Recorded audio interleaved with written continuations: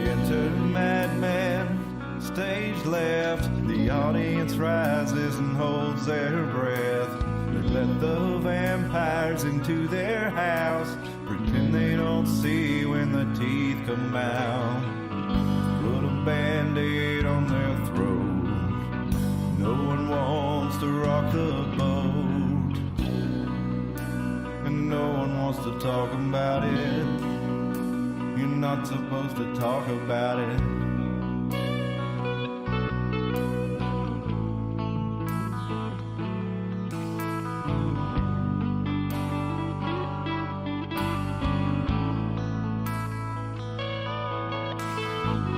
The curtain rises and the players come out. Webs of light spinning from their mouths. Stop looking, listen for a little while.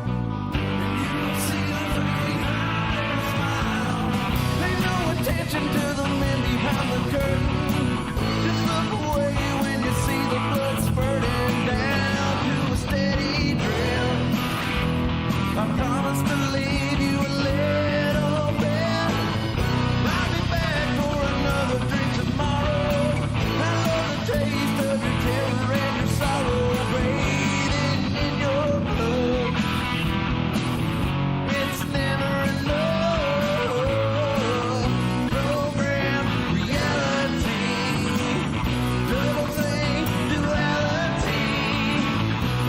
On the face of all mankind, the numbers up and the dead woman sign. Go along to get along in the tide by the siren song. The flames are empty and the crypts are cracking open. The horde's upon you and you stand there frozen, waiting for the word. Stand in line and wait. Don't follow the strings to find out who is pulling. Just drink your poison, keep on laughing and drooling, eating your own flesh. The master always knows what's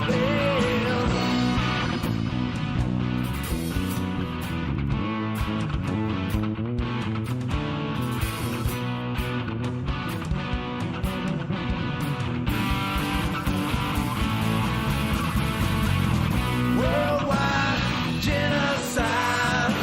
The overlords of hungry parasites. They point the finger and the eagles fly. Raining fire, children die. Starving plague, paralyzed. A pile of bodies rotten, covered in fire. But no one wants to talk about it. Strings, no more bowing to the masters. I tried to run, but they only came faster. Now I stand my ground. I ain't backing down. Silver bullets in my pistol, in my holster. My will is strengthened and my confidence is bolstered. Don't test my resolve.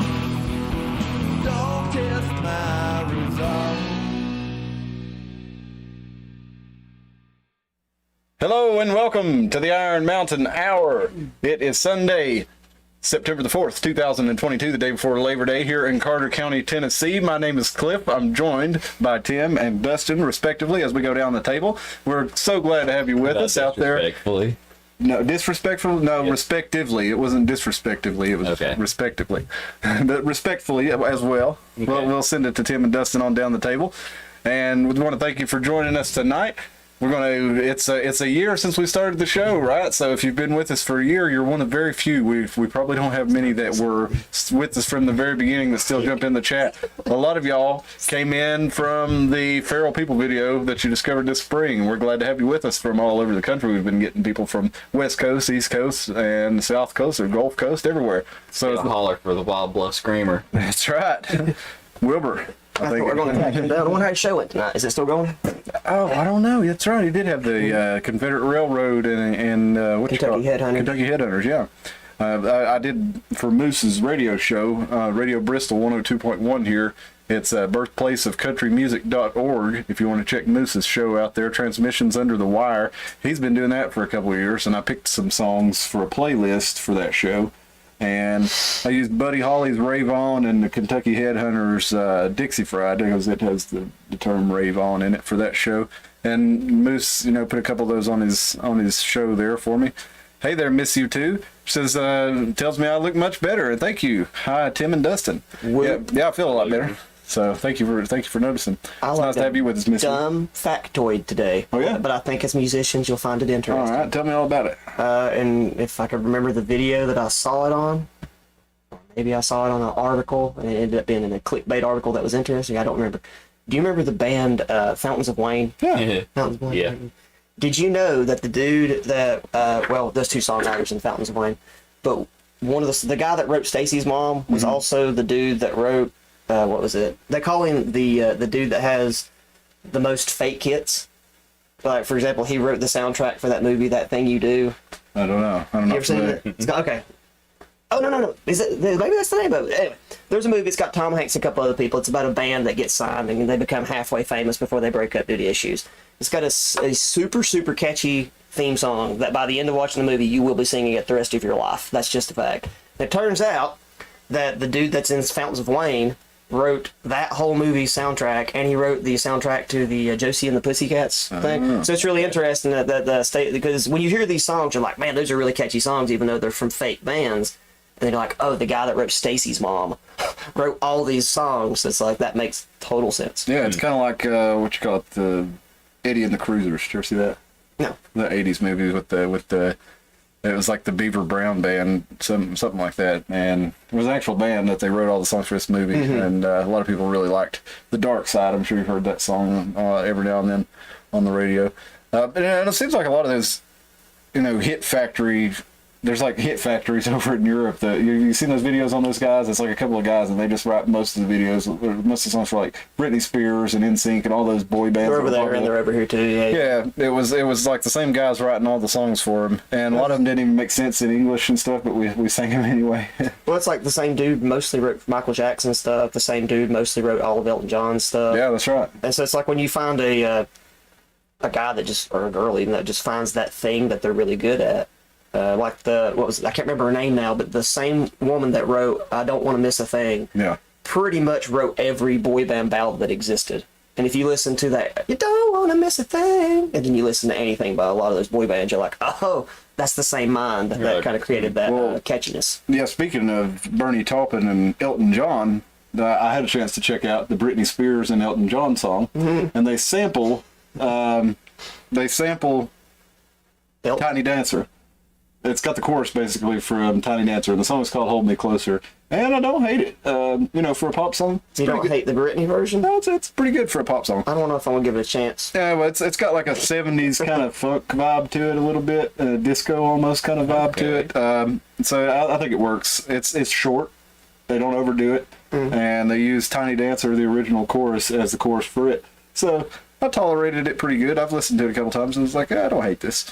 Is it my favorite? Am I going to be jamming it all the time? No, but yeah, it's better than I expected. Better be for the price they paid for it. I was trying to think of something boomery to say. That's pretty good. That's pretty boomery. You ever hear of, apparently right now, it's called, we got the idea that it's the boomer generation running the place, but evidently it is a generation called Generation Jones that is a little known generation between they're between the boomers and Gen X. Basically, it was Gen X's older cool brothers were Generation Jones, and that's pretty much who's in charge of the world right now. So it's Rich X. Yeah, kind of. It's like Rich X is older. So I wonder if like all the Gen X people that were into grunge and stuff are like the little brother or like the middle child.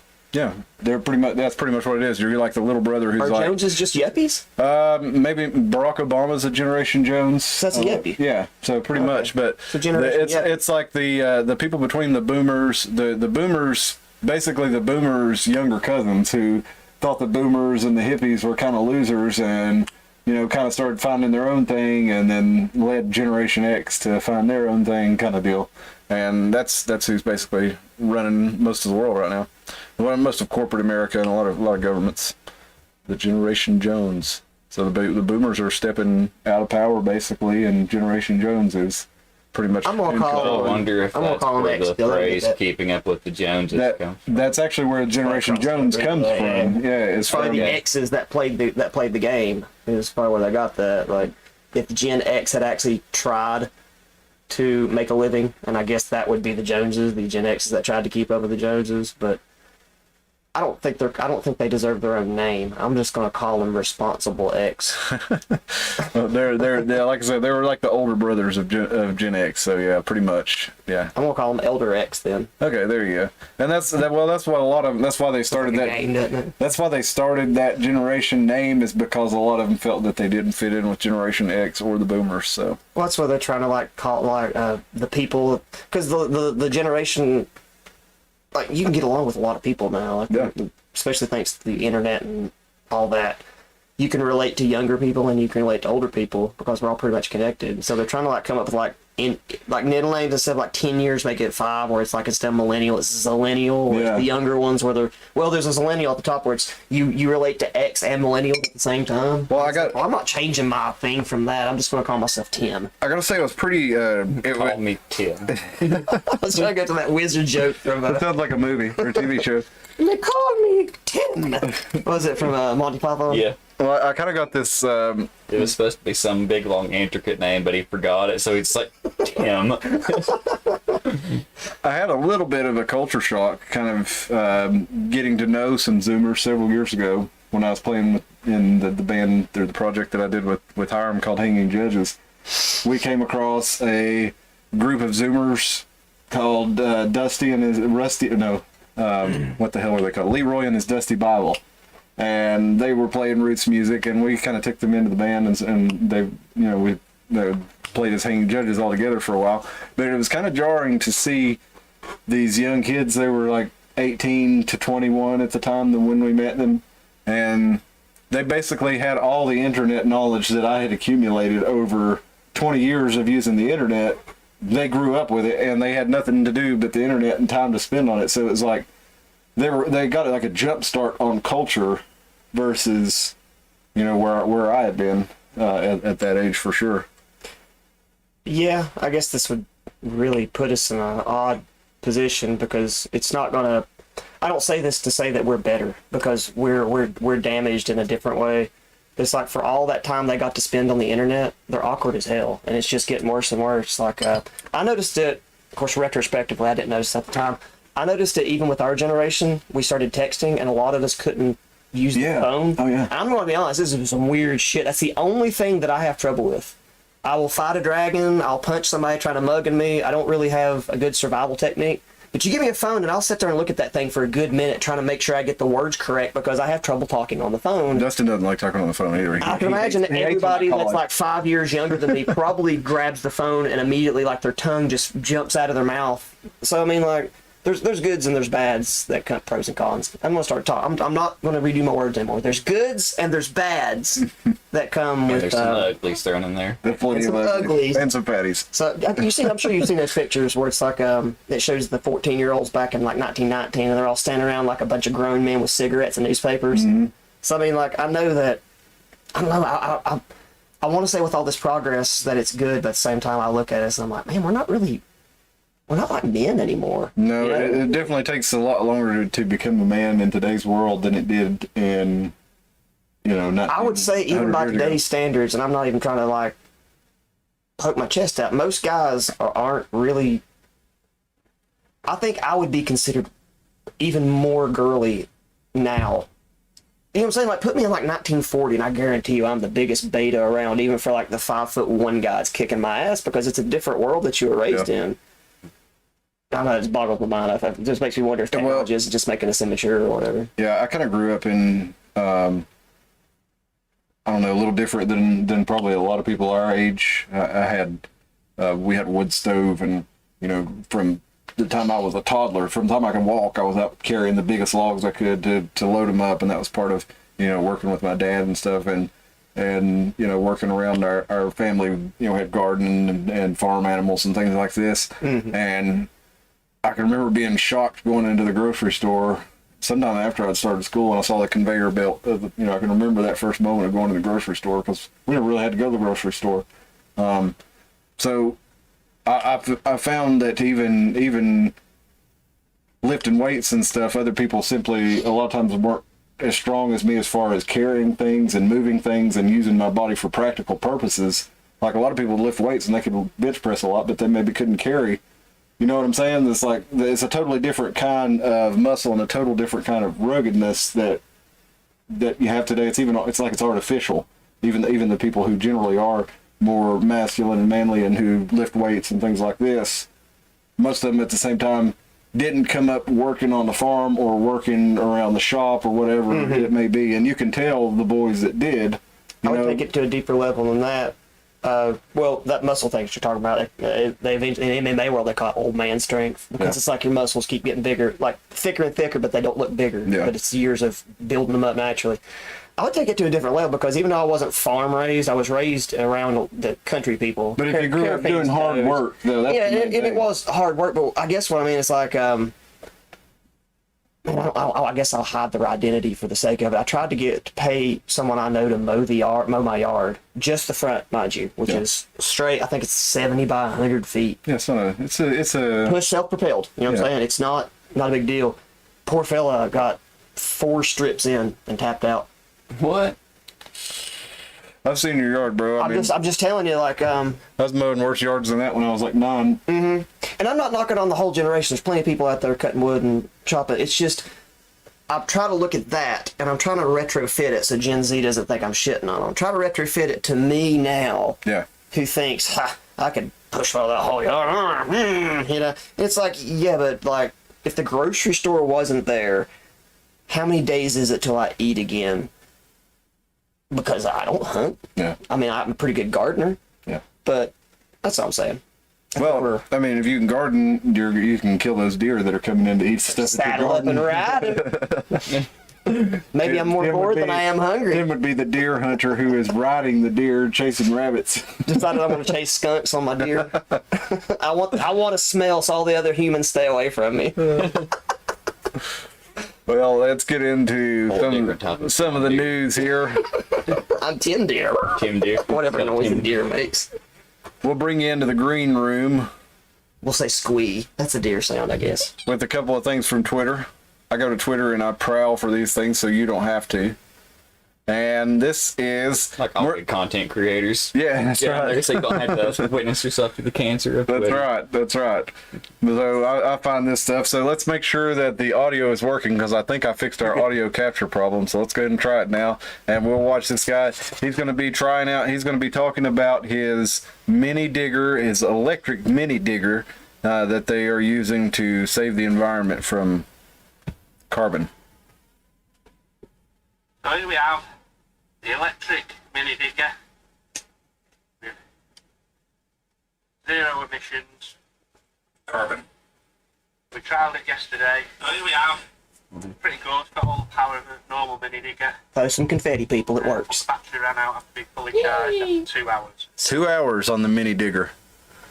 Has the same power as a regular digger that ran for 2 hours on a full charge. Now let's see how they're charging this electric mini digger. I can hear it. Can you hear it? What is the gas generator? It's a diesel 8 generator. hours to charge it up with this big top generator. 0 emissions. Man. That big digger, or that big diesel generator, has a way bigger diesel engine than you'd run to operate that digger. It took him 8 hours to charge it. You get to work for 2 hours. So that's. I mean, what is the deal with electrical stuff? I mean, like, maybe all this stuff that we keep... Doesn't there seem to be a mounting amount of evidence that electric stuff is not where it needs to be yet? Yeah. Battery powered electric. Battery powered, I guess that'd be a better way of putting And it. now I'll give you another little example of this here in our green room, if I can find the thing here. This is from California. Oh shit. Or the thing that where they proposed to stop selling gas engines, and now they're telling you, hey, you can't charge your electric cars because the electric grid's too strained. Yeah, here it is. August 24th, California bans the sale of new gasoline-powered cars. All right, I looked it up, and there's about 30 million cars in California, and there are about 500,000 electric cars in California. So August 24th, they banned the sale of new gasoline-powered cars. August 30th, California asks Californians to avoid charging electric vehicles due to electric vehicle shortages. Okay, now, what I found when I researched this a little further is that's about, right now, electric cars are about 1.8% of the electrical grid in California. That's with 500,000. They already can't handle 500,000 taking up 1.8% of the electrical grid. Well, how will they? They won't. Here, we'll get into that a little later. I guess that's just my question. Well, here's what they're going to do, and I'll show you. This is from Denver. I was going to show you this a little bit later, but we'll go ahead and show you now. Thousands of XL customers locked out of thermostats during energy emergency. 22,000 people lost control of temperatures in their homes for hours on Tuesday as the temperature was 90 degrees, and the power company capped their thermostats at like 78 degrees. It was 98 degrees. There is 90 degrees outside, and these people are trying to cool off. And turns out everybody that did this, they signed up for some agreement where they got $100, and then they got $25 a year to be part of a program where they let the power company control their thermostats, and they were locked out of it when it was 90 degrees. So you can imagine, being 90 degrees outside, and your thermostat will only go down below to 78 at the lowest. Like, it's basically, that's as high as you can have the thermostat and not have a heat stroke, basically, if you're like an old person who's, in danger of heat stroke. So, yeah, you won't die from it, but that's about as high as you can get it and not, So I don't freeze my dad to death. Ours is set at like 72, but I also have an extra window unit in my room that I crank it down at night so I don't. Like, if I fall asleep and take like a nap and I don't have that air conditioner on, it's like I wake up, I'm dehydrated, Mine, headache. Mine, I set on 73, and it will freaking freeze you because the thermostat's right in the hallway, so that's like the hottest part of the house. So if you set it in, 75 is what I leave it on normally, but it'll freeze you if you go down to 72, 73. It'll freeze you in the bedrooms, and of course my bedroom's kind of always been it's over the garage, so it's always kind of been hotter. So I always run that window unit too, since whenever we had an incident and I had to get one. But right, I digress. It was a great purchase. Good investment, huh? Yeah. We got that big bay window, so when the sun comes in, the sun shines the western sky right through it, and that really heats up our upstairs during the anytime afternoon, basically. So that thermostat's right in the hallway, so 75 keeps it really cool in the rest of the house. But I sleep even in my house, 78 would be way too hot. You'd fry. God, I would. I basically strip naked and tie myself to a tree bench and just swing in the breeze all night long. That's how I sleep. Man, Upside down. It's got the dangle back method, also possum style. I went camping a few weeks ago and set up hammocks up at the lake. Man, that was nice. It was a little hot, but man, it's nice. So let's go on to, I was going to get into that Colorado thermostat story a little bit later, but we'll revisit that. This one here in Wise, Virginia, University of VA Wise announced that it will host a drag show next week as part of its 4th annual Pride Week, which, What is now? it's the University of VA Wise, and I feel like this was going to, University's done that before though, right? Yeah, and it's a university, so who gives a what they do. My whole thing is a drag show is sexualized, so keep it away from children. But if you want to do it at a college, you want to do it at a club, who cares? I've gone to lots of drag shows. They can be lots of fun. Just keep it away from children. Oh, I've been to a bunch, dude. Actually, a character.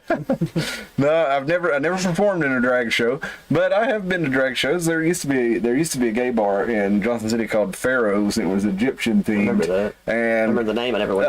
They had pool tables in the back and cheap drinks, and it was a fun place to hang out, especially if you hung out with bisexual chicks. About 20 years ago, that was the place to go. But they had some drag shows. But the point being, it was for adults, and do your thing Do your thing, sugar. Got some chats. All right, let me catch up here. Miss You Too says success on the audio. Thank you. Yes, pop the confetti. Spill the tea says it's supposed to be 114 here in Central Cal. Tomorrow we have 3 ACs. Yeah, sounds like you'll need them. Shoo. Miss You says I keep my window AC at 64. I set mine at night when I sleep. Yeah. Well, I like it nice and cool, so if I set mine to 72 in the hallway, it's about 68 in my room. That's acceptable. Yeah, it does good because, like I said, it stays pretty hot out there, and I'm not super cold-blooded, but I do like it pretty cool. AO says, oh no, it hit 90 in Colorado in late August. It's never happened before. We must all panic. Being a Colorado native, I can't believe the stupid. Living in Georgia now and knowing the difference, I laugh. Yeah, I'm telling you, man. Yeah, that is hot for Colorado, but like, even in places, Colorado, Montana, you get 90 degrees in the 90 summer. degrees. Colorado has a giant desert at the bottom of it. Yeah. Even like, It's not that amazing at all. I mean, Maine, the northernmost point in the continental U.S., they get 95 degree summers. Yeah, I think Which people are right on like the Atlantic Colorado Ocean. with just the mountains. Yeah. That's mountains are just up here, and the rest of They're it's 95 degrees basically summers just don't last desert. as long. That's true. Now, we had, you guys grew up roughly the same time I did. We didn't even have air conditioners in the school when I was in elementary school. Tim, Now, you went to the same elementary school. things in the back. Of course, we went to a really underfunded county school too, so a lot of people listening might not know it. But they started. Like to have a giant metal box in every classroom that vibrates and radiates heat. Well, they didn't even have those at first. So if you'll remember, we didn't even start school until like after Labor Day because we didn't have air conditioning. So we started late in the year. And they're like, you're going back to school like August 3rd. It's like, what? Yeah. Dude, we had my first, what was it? K through third. No, it was K through second or third. I think one of the third grade classes up there. They were in single wide trailers. Yeah. So, Yeah, me too. And most of my friends, if you had air conditioner, we didn't have air conditioning when I was a kid. But most of my friends that did have air conditioning, they had like one window unit, and they were allowed to run it like, so much a day, or it just was in the living room, and you didn't have air conditioning in your bedroom. So we're a little spoiled with central heat.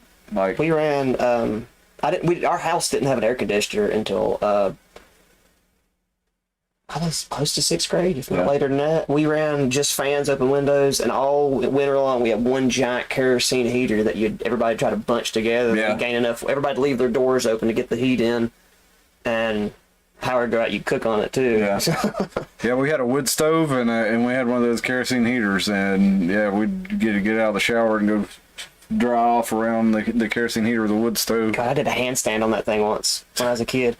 I didn't know it was off. My dad had blown the filter out and put it over in its normal spot, and I was just running through the house all juiced up on probably just kid energy. Yeah. And I saw it where it was at. It was off, so I assumed cool. Yeah. So I ran and I did a handstand and flipped over it and came back to the other side. I remember brutal. I remember burning my belly on. I can't remember if it was the kerosene heater or the wood stove, but standing out after I get out of the shower, it's freezing in the house, and you're standing right next to it, and open my towel up and burn my belly when I got too close to it. Good thing I didn't burn my wiener. Spill the tea, so. Oh, hey, Spill. Cooler. We had a swamp cooler when I was a kid, and we got central AC when I was 20. I don't even know what a swamp cooler is. I have to look it up. Yeah, it's one of the ones that you use water, and it actually adds humidity to the air, which we can't use those around here since we have Like your house basically filled with water. You have a swimming pool in every corner. Yeah, in areas like this, we have full humidity almost all the time, so you can't put any more water vapor into the air to cool it off because the air's saturated. So it's basically a humidifier. Desert, yeah, Humidifier with a cooler, yeah. It's basically it's kind of like a humidifier. You have a pan of water that has this filter grating that the water soaks up into, and it blows a fan through it. I've had several rental properties I used to live in that I had to run a dehumidifier because the dang walls would have sweat water coming down the sides in the summertime. Spill says in Texas, I don't know how I handled the heat. Yeah, did you guys start school after Labor Day, or did you just go to school while it was hot, Spill? Let's see. And in places that are lower humidity, swamp coolers actually work really well. I bet they would, yeah. All right. Especially if you go desertous regions, like say in Arizona, you can run a swamp cooler and be perfectly fine all day, and it's 100 plus outside. I don't know. I like that dry heat, if I'm being honest. It's nicer than. It doesn't feel as extreme. I Yeah. can breathe. It's like, well, you walk outside and you're like, okay, it's hot, but you don't walk outside and you're like, why does it feel like I'm in a shower and it's hot? Doesn't make my hair do the little Dutch boy flip when it's dry outside. A lot of benefits to dying of dehydration. Another benefit of desert life. Let's move on to Still the. dehydration here, but it's just you die of dehydration while your skin's still. You can drink So- your sweat and pee. Nonsense. I guess you could. Well, let's move on in the green room. We're looking at from nature.com. Titanium dioxide particles frequently present in face masks intended for general use require regulatory control. And as we go down into this article here, I need to link this. I meant to do it before, but I'll do it here directly. So you can look at it yourself. But it's a study from nature.com, and we find out that you're looking at about 17 to 4,394 micrograms per. It's so many nanometers or so many micrograms per nanometer is the thing. Okay, the what you're looking at for inhalation, the acceptable level of inhalation is 3.6 micrograms, and they were actually from 17 to 4394 from wearing these masks. And if we go right here, Look at the abstract for a second and look at the psychology. I'm sorry, but look at this okay, outline. This is an actual study, right? This is the yeah, abstract of the study. this is an article on nature.com describing the study. This study is not supposed to have any flowery language. It's supposed to be written in APA. I can't remember. Well, this is not the actual study though. This is an the abstract this is of an that. article describing. But it should be written. It's even got the introductions. It is should it be is an written this article. way, all right? Yes. And so since it's written in APA, you're not supposed to use flowery language or Okay. anything that's unnecessary. Why is this isn't necessary? Look, The importance of wearing face masks against COVID-19 is unquestionable. even Gotcha. so, the results urged at 3 seconds. That's not an. Yeah. Well, now That bothers me as a person who. I see why this bothers you, but this is actually not the study itself. This is an article sharing the study with the public. If we want the actual study without that would be written that way. See, even though this is a detailed article They still wrote with it a like lot they're of writing the a study. What I'm saying is yeah. they poisoned it right from the root because they revealed their bias. Yeah. If you want the actual study, you download the PDF right here. But they are showing this. It is a lot of the study in this article as a scientific report, and I see what you're saying. This abstract. Did Yeah. this abstract come from the study, or is this one they wrote for themselves? Well, I imagine that it is a summation of the abstract for the purposes of this article, and if you actually download the PDF, you're not going to find that. One of the reasons I did not like. You might find it. You might. One of the reasons I was very Now I'd disheartened. say. Oh, it does. It says right here at the That's what very I'm saying. end, It's not wearing supposed to be face in there. masks is That's an not how you write a important, scientific widely paper. applied public health measure to control the COVID-19 pandemic. Okay, now, if we go even to the New Jersey, this is from the New Jersey Department of Health, we look at worst workplace exposure limits. They say in New Jersey it should be less than 2.4 milligrams per cubic meter for titanium dioxide and 0.3 micrograms per cubic meter for ultrafine titanium dioxide. Now, that's if you're going to be working in it all day. And a lot of people did wear these masks all day. And this is well above that area, up to 4,300 micrograms per cubic meter by wearing. That line, I'm telling you, that line right there, that's in my humble moronic opinion. Unquestionable. That is a problem for a scientific study. Absolutely. I'm saying, what I'm saying is the mindset behind that means that they were doing a study to figure out, and I'm saying this as someone who wore a mask. I'm not saying this as somebody who is, we got to get the mask. I never made a stink to the school board. You know what I'm saying? This would be different if you were making a stance. What I'm saying is, as someone who went to school for the sciences and learned how to write journals and stuff, this reveals so much about the person that wrote it because they're too afraid to just write an unbiased paper. You have to, it's like when somebody starts out with like, I'm not racist, but, and it's like, why did you preface it that way? Yeah. So they started the paper out with, hey, these masks are full of shit, but you need to wear them. But let's dive deeper in about these masks. So that's dumb for me. That bothers me they did that. Well, and even though they put that on there, they find there in none of in the clinical studies they did not find any benefit from them in real world studies. When they took a laboratory study and had a face mask where they had an atomizer just blowing particles into it, yeah, they found an advantage to that. But in real world, with people wearing these things in clinical and real world settings, there was not advantages found to wearing them. And that's because it was an airborne virus. They might work different for a flu virus or whatever. But the point is, they didn't help. And we conspiracy theorists, quote unquote conspiracy theorists, were right about this, just like we were right about most of the things about the pandemic. I'm telling you, I'm just some guy who reads some stuff, right? And it's like, you can say, oh, you're accidentally right. Okay, on the titanium dioxide, yeah, I'm accidentally right on that. I didn't say there was going to be a titanium dioxide problem, but it's yet another unforeseen circumstance that comes from people having too much power over our lives, making mandates and dictates and things where they don't understand what in the hell they're doing, or maybe they do. And either way, why should these people have this power over us? And people finding microplastics in their lungs, getting cancers from it that were linked to those liners, those masks. And a lot of us did mention that were coming off, and we did talk about how they're going to clog the landfills with these things, and they're going to be everywhere. And if you've seen masks laying all over the street, all over the street, they're in water sources. I mean, we got a bunch of chats here. We got Spill the Tea says, yeah, after. And talking about after Labor Day. Vacant Josh says, dude, I guess I was spoiled. I grew up in central heat and air in the house, and Kingsport City Schools always had AC for as long as I can remember. AO says, I'm a bubble an hour east of the mountains, an hour south of Cheyenne, and raised an hour north of Denver. Am no stranger to 100 plus. AC was rare as a kid. Small room swamp coolers at best. No humidity was... And Spill the Tea says, it seems it's hotter nowadays. And Vacant Josh says, definitely. Spill the Tea says, glad I would always wear the masks I made when I had all kinds of weird stuff on those paper masks made in China. 100. Joe Barry says, what's up, Cliff? What's up, brother? Glad you're tuning in.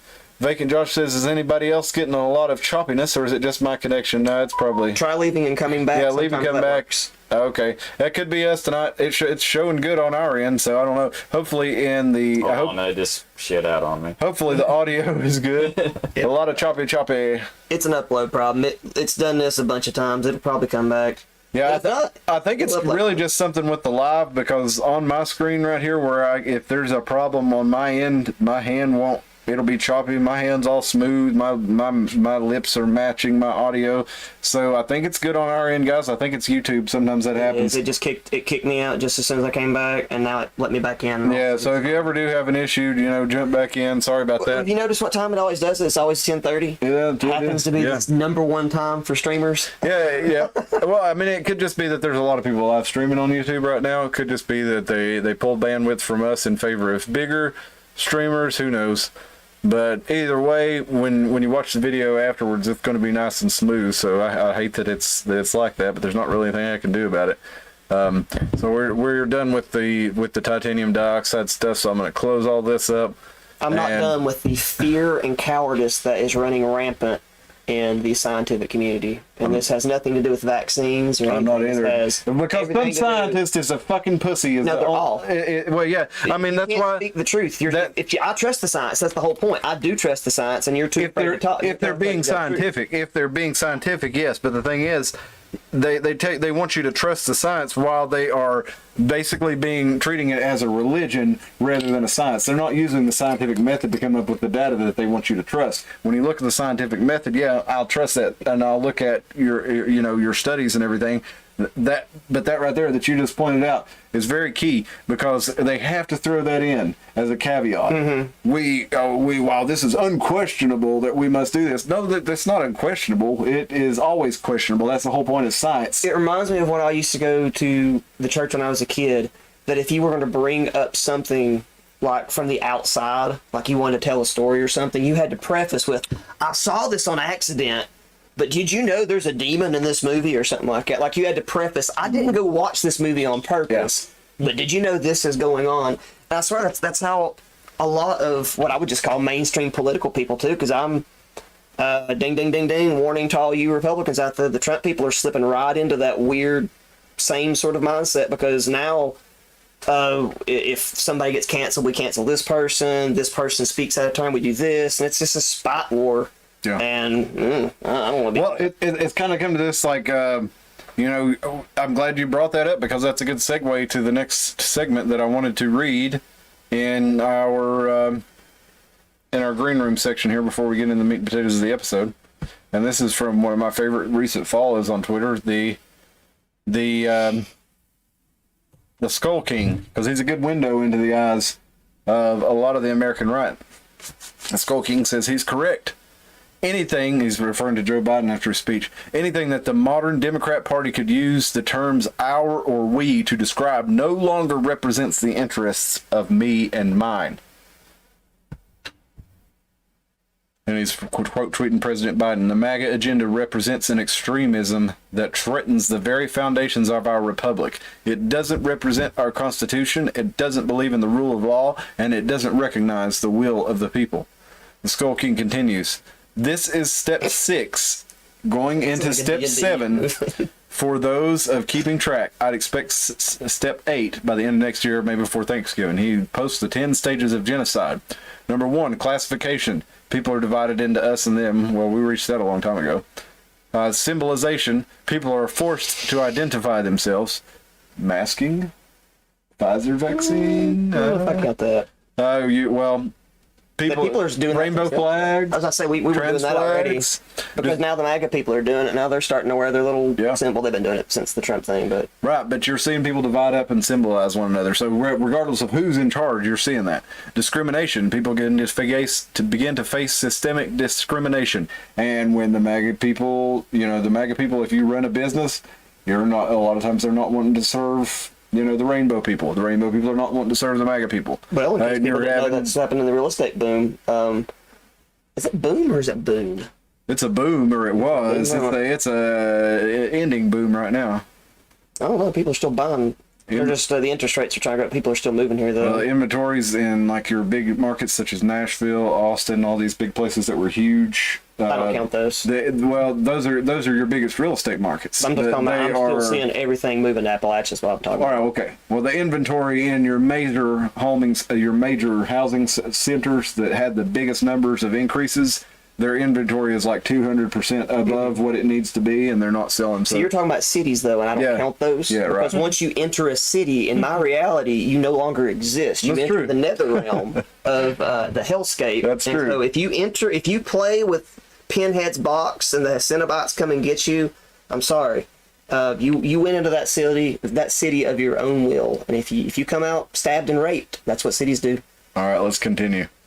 The dehumanization. People are equated with animals, vermin, or diseases. You remember a lot of this when people were the unvaccinated. They were people it was online and it was in public discourse, but people were calling them swamp plague rats and vermin and things like this. Both sides are doing that, the unvaccinated, right? Because the unvaccinated are calling themselves purebloods. Yeah, and it can go either way. That's kind of where I'm leading to this, Tim. Is we have this ricochet theory that you and I are talking about, the great ricochet. Whereas you kind of believe it's organized into that, I kind of believe it's going to unintentionally turn into that. The government creates, or the people are equated with animals. So both sides are equating. They're demon rats. You'll hear Republicans call the Democrats, and.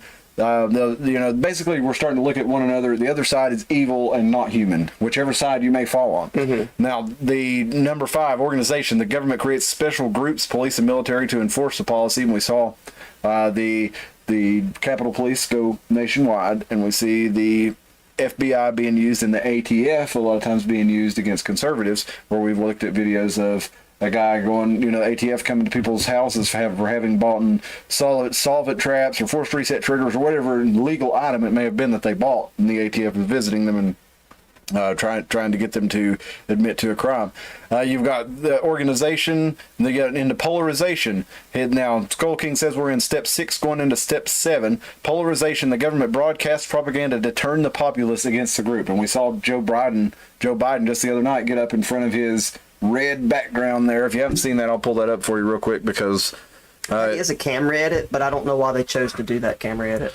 Have you noticed? Well, no, it's not a camera edit. It's close up. It's a close up. That's what I mean by camera edit. Like, You know, You edit by using what is in the frame. I guess I should call it a frame edit. well, listen. The White House is red and blue. If you don't go, It looks evil though. Even with the blue, it looks like a Doom background. I mean, Dun, dun, dun. if you want to be close enough zoomed in to see Biden's face, you're only going to see red. And you can't tell me that it wasn't done intentionally.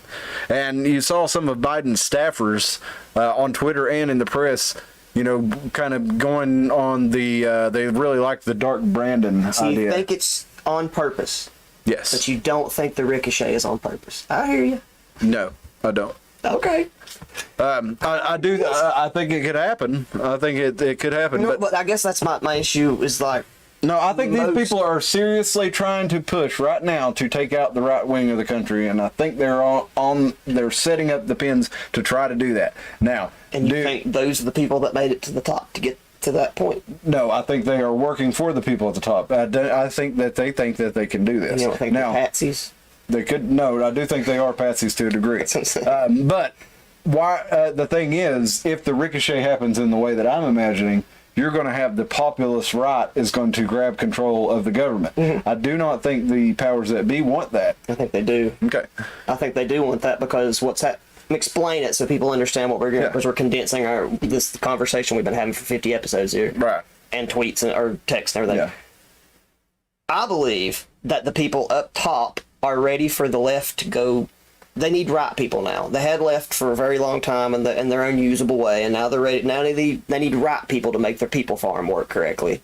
And so what we're doing is we're demonizing the left as much as possible by putting Jeff Dunham's dummy up there with a Doom background behind him so he can go, "Ah," and they make everybody look at that, and they make you think that that's what Democrats actually want. And so you project the Goat Man from 1980, or was it Brave New World 1984? They had the Goat Guy, the 3 minutes of hate. It was 1984. Okay, 5 minutes. so I mean, everything that they're doing, it looks like they're trying to make the entire America look at the left like that's what they want. Well- so when it finally does swing right, the right swings in, and the right takes all that really bad Nazi shit that they've been accused of.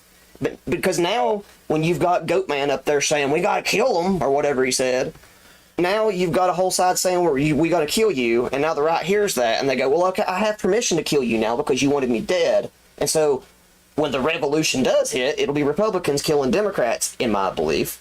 And I believe the powers that be are trying to make the very top people look like such bumbling buffoons. It's easy for the people to swoop right in and take it. Well, now I don't deny that that's probably what's going to. What is that thing you brought up multiple times where they tried to make the Cuban people take over their own thing through inspiration or whatever it was?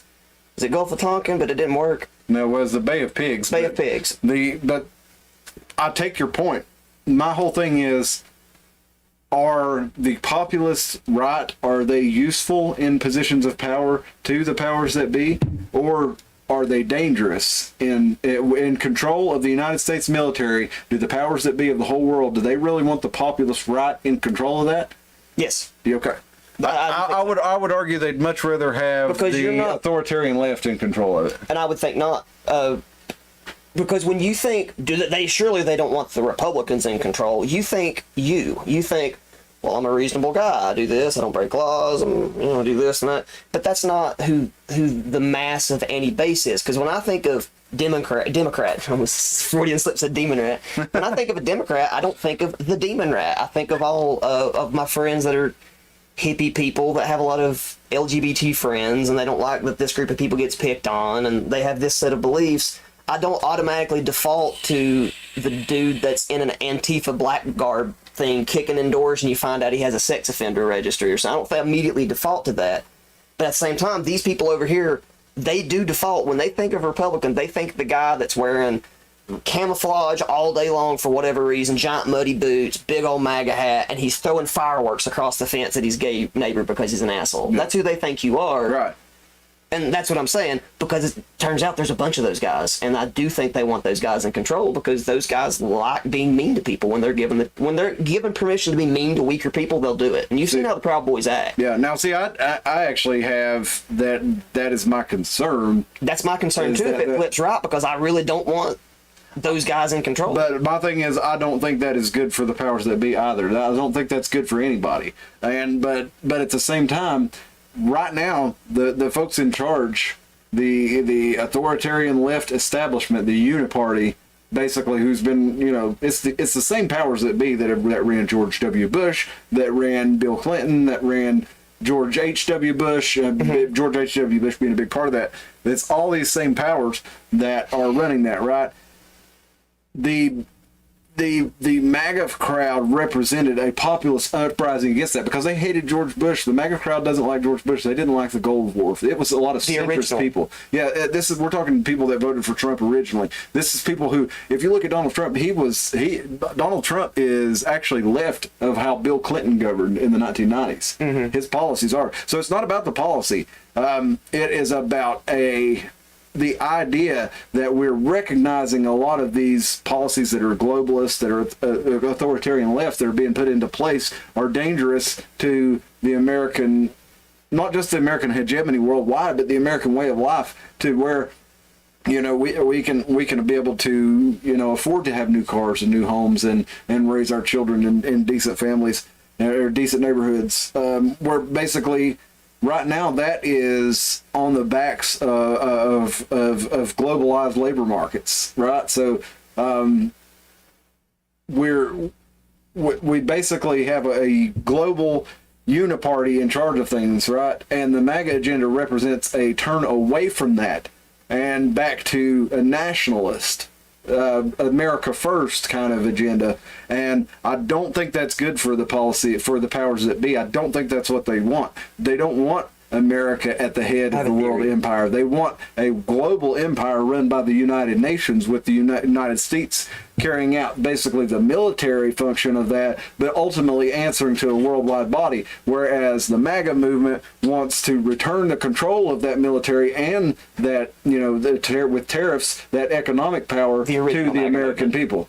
Yeah, the original MAGA movement, because back... I'm talking about the populist right. We'll call it what I'm saying is that's what it's supposed to be, but the populist right is no longer concerned with a lot of things that they were concerned with. It was, we need to end the Fed and we need to put Hillary Clinton in jail, and it has morphed. It's morphed into revenge because, in my theory, the way I think it is, the same people that you said were controlling Bush and Clinton and Reagan, I think they're still doing it, and I think they just need to nudge people in the right direction. But if they do that, if they succeed, you're looking at the populist right, who is against the overall global agenda.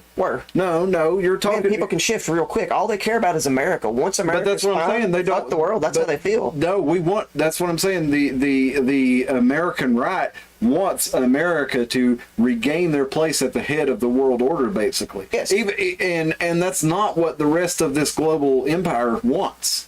They want the American empire brought to heel, and so they can use their military technology to basically... I think they want America as super empowered so we can do very awful things because we're the only country that can do it. Like, I think they want to push America. I think that's what's going to happen, but I don't think they you want think that. It's not happening unintentionally, and that really does confuse me because some things are orchestrated, but some things aren't. I really think they're making a push for the American left to remove the American right. From their ability to affect global politics. What do you think, Dustin? You've been awful quiet over there, stroking your beard. I have no input. I think it's intentional. That's all. It's just.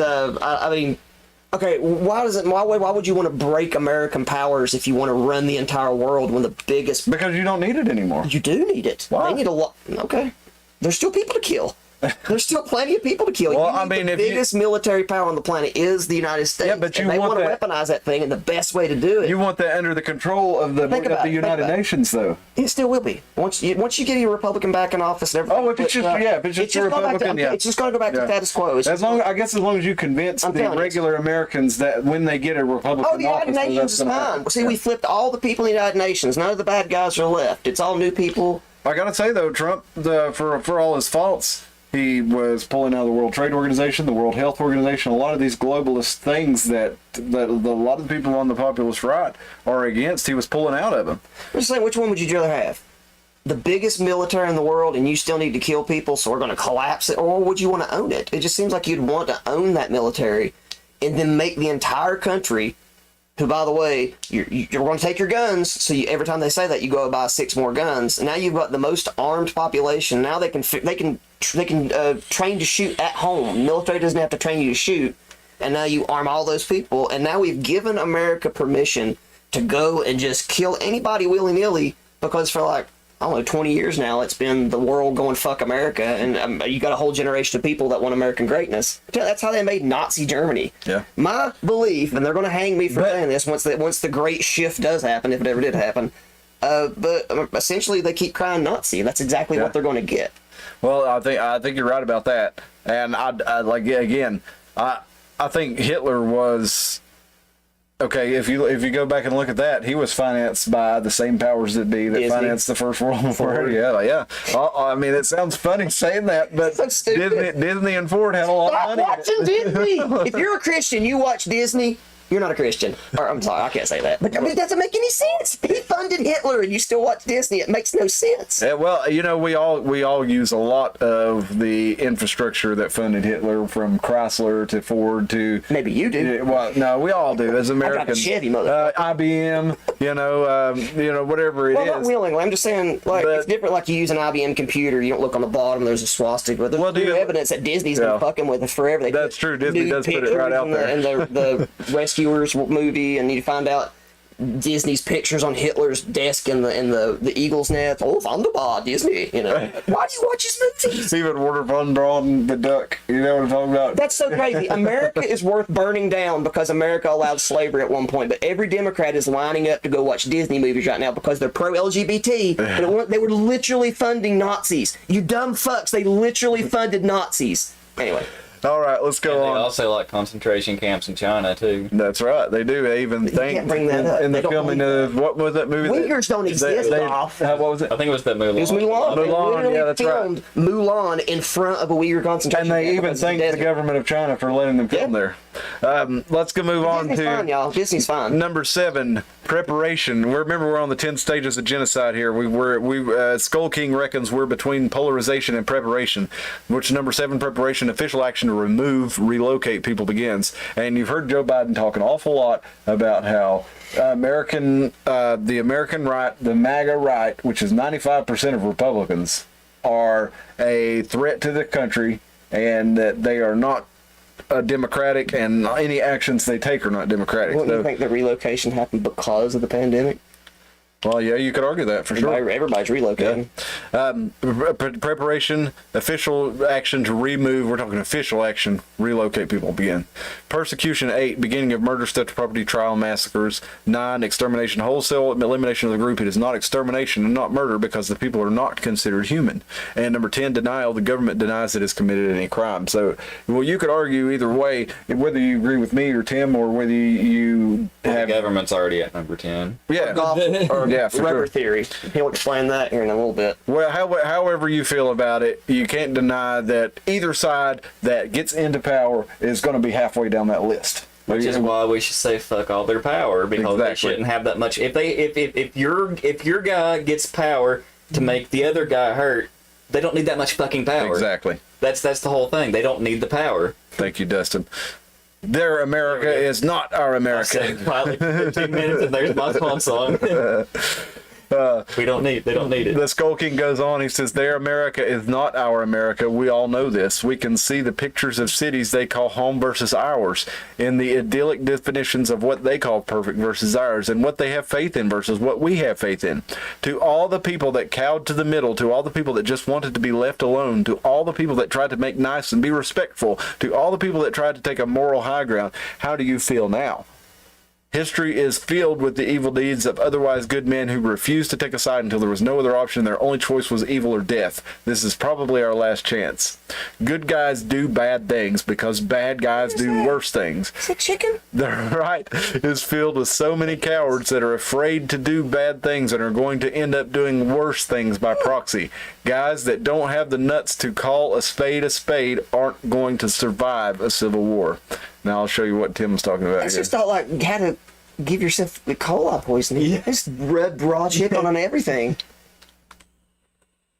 What is it? Oh, creepiest cooking bit I've ever seen. Okay.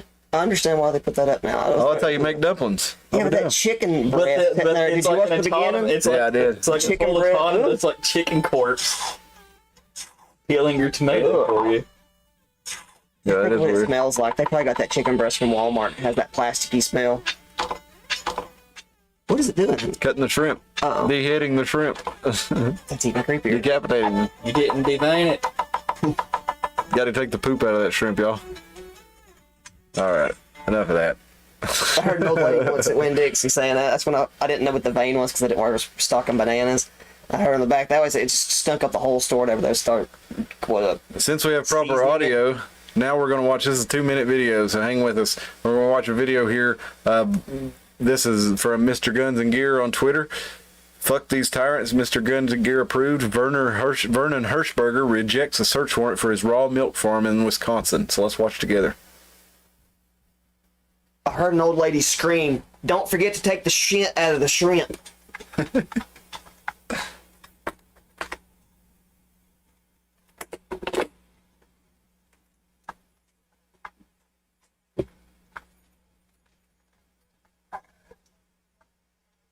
This is the most videoed group of people on the planet, well, on the planet, that ever exist.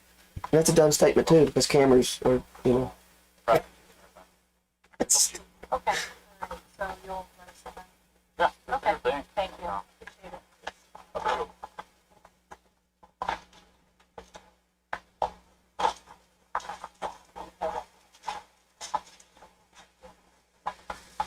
oh, we're watching.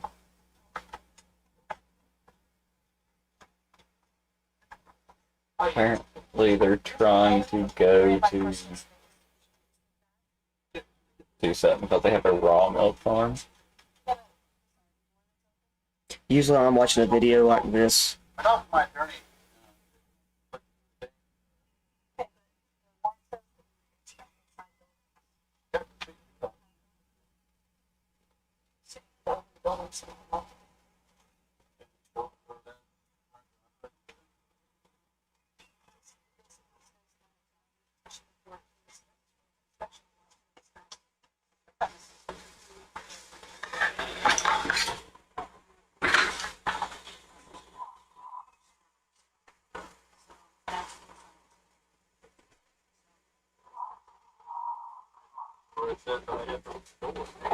Show me. So I understand that you're not going to order. That's what my attorney advised me to do. Okay. So I'm going by his advice. So what are they trying to Not do? going. They're trying to raid his raw milk farm and bust him for selling raw milk. Is he selling raw milk? Who knows? Or is this a health If inspector? he hears, who cares? But I mean, is this a health inspector? She works for the Department of Agriculture for that state. I think it's Pennsylvania. I mean, are you allowed to sell raw milk? I don't know. It's different in different places, but who cares? If you want to sell raw milk, if you want to buy raw milk, You're getting into a slippery slope when you say "who cares," I because if you say "who cares" to a law without just trying to change it or Yeah. whatever, like you that's a slippery slope. I guess you're right. I guess it comes back to right down to my whole thing with the okay, when you get right down to okay, you got us fence sitters, right? Who want to be in the middle, who don't want to take a side, who don't think the government should have power either way, right? And you've got Trump side, basically, MAGA side. That's the overwhelming majority of the country. Whether or not we like it, that's the overwhelming majority of the right of the country. And they're saying, we've got to take power so these people can't do these things to you. And the other side is saying, we want to kill you. They're basically like Sam Hyde. We're going to come to your house and kill you. It doesn't make it hard. Okay, if you're going to make me pick a side, it makes it an easy choice for me. You know why he said that, don't you? Why, Sam Hyde? You know why he said it? Yeah. That's why people don't like that. Hassan Piker was one of the most Googled names on the internet yesterday. Yeah. Or what the day after it happened. He said it because he's been calling Sam Hyde a Nazi for like 10 years. Right. And he's like, "Here's your chance. You Yeah. can touch me." His thing is he's the punch a Nazi guy. Yeah. And he's that's that. Anyway, Sam Hyde's pretty funny. I know a lot of people get offended by him, but I think he's comedy is pretty comedy. hilarious. And if you think Sam Hyde's a Nazi because after seeing him calling himself the strongest Irishman in the last 2,000 years, because at one point in time he said Jesus was Irish. Yeah. You get it? Like, I don't know how in the world you say. If you are taking Sam Hyde seriously, then you need to take Trevor Noah seriously too. We got to You don't show. get to not take one comedian seriously because he disagrees. You know what I mean? Because comedy is comedy. I got to show you this. When he goes, no, at your house. He's like, I'm coming to kill you. Oh, let's The see. Candyman can. Have you seen this? You know what we're talking about? I don't Okay. think that. So Sam Hyde, he's an Irish blogger, and No, he's Californian. He's from. oh, is he? He's not Irish at all. Oh, he just talks like an Irishman. Only when he's a wrestler. Okay. He's also the ghost of Kiev, if y'all remember that. Yeah, I remember that too. This is pretty funny though. Oh, you know it.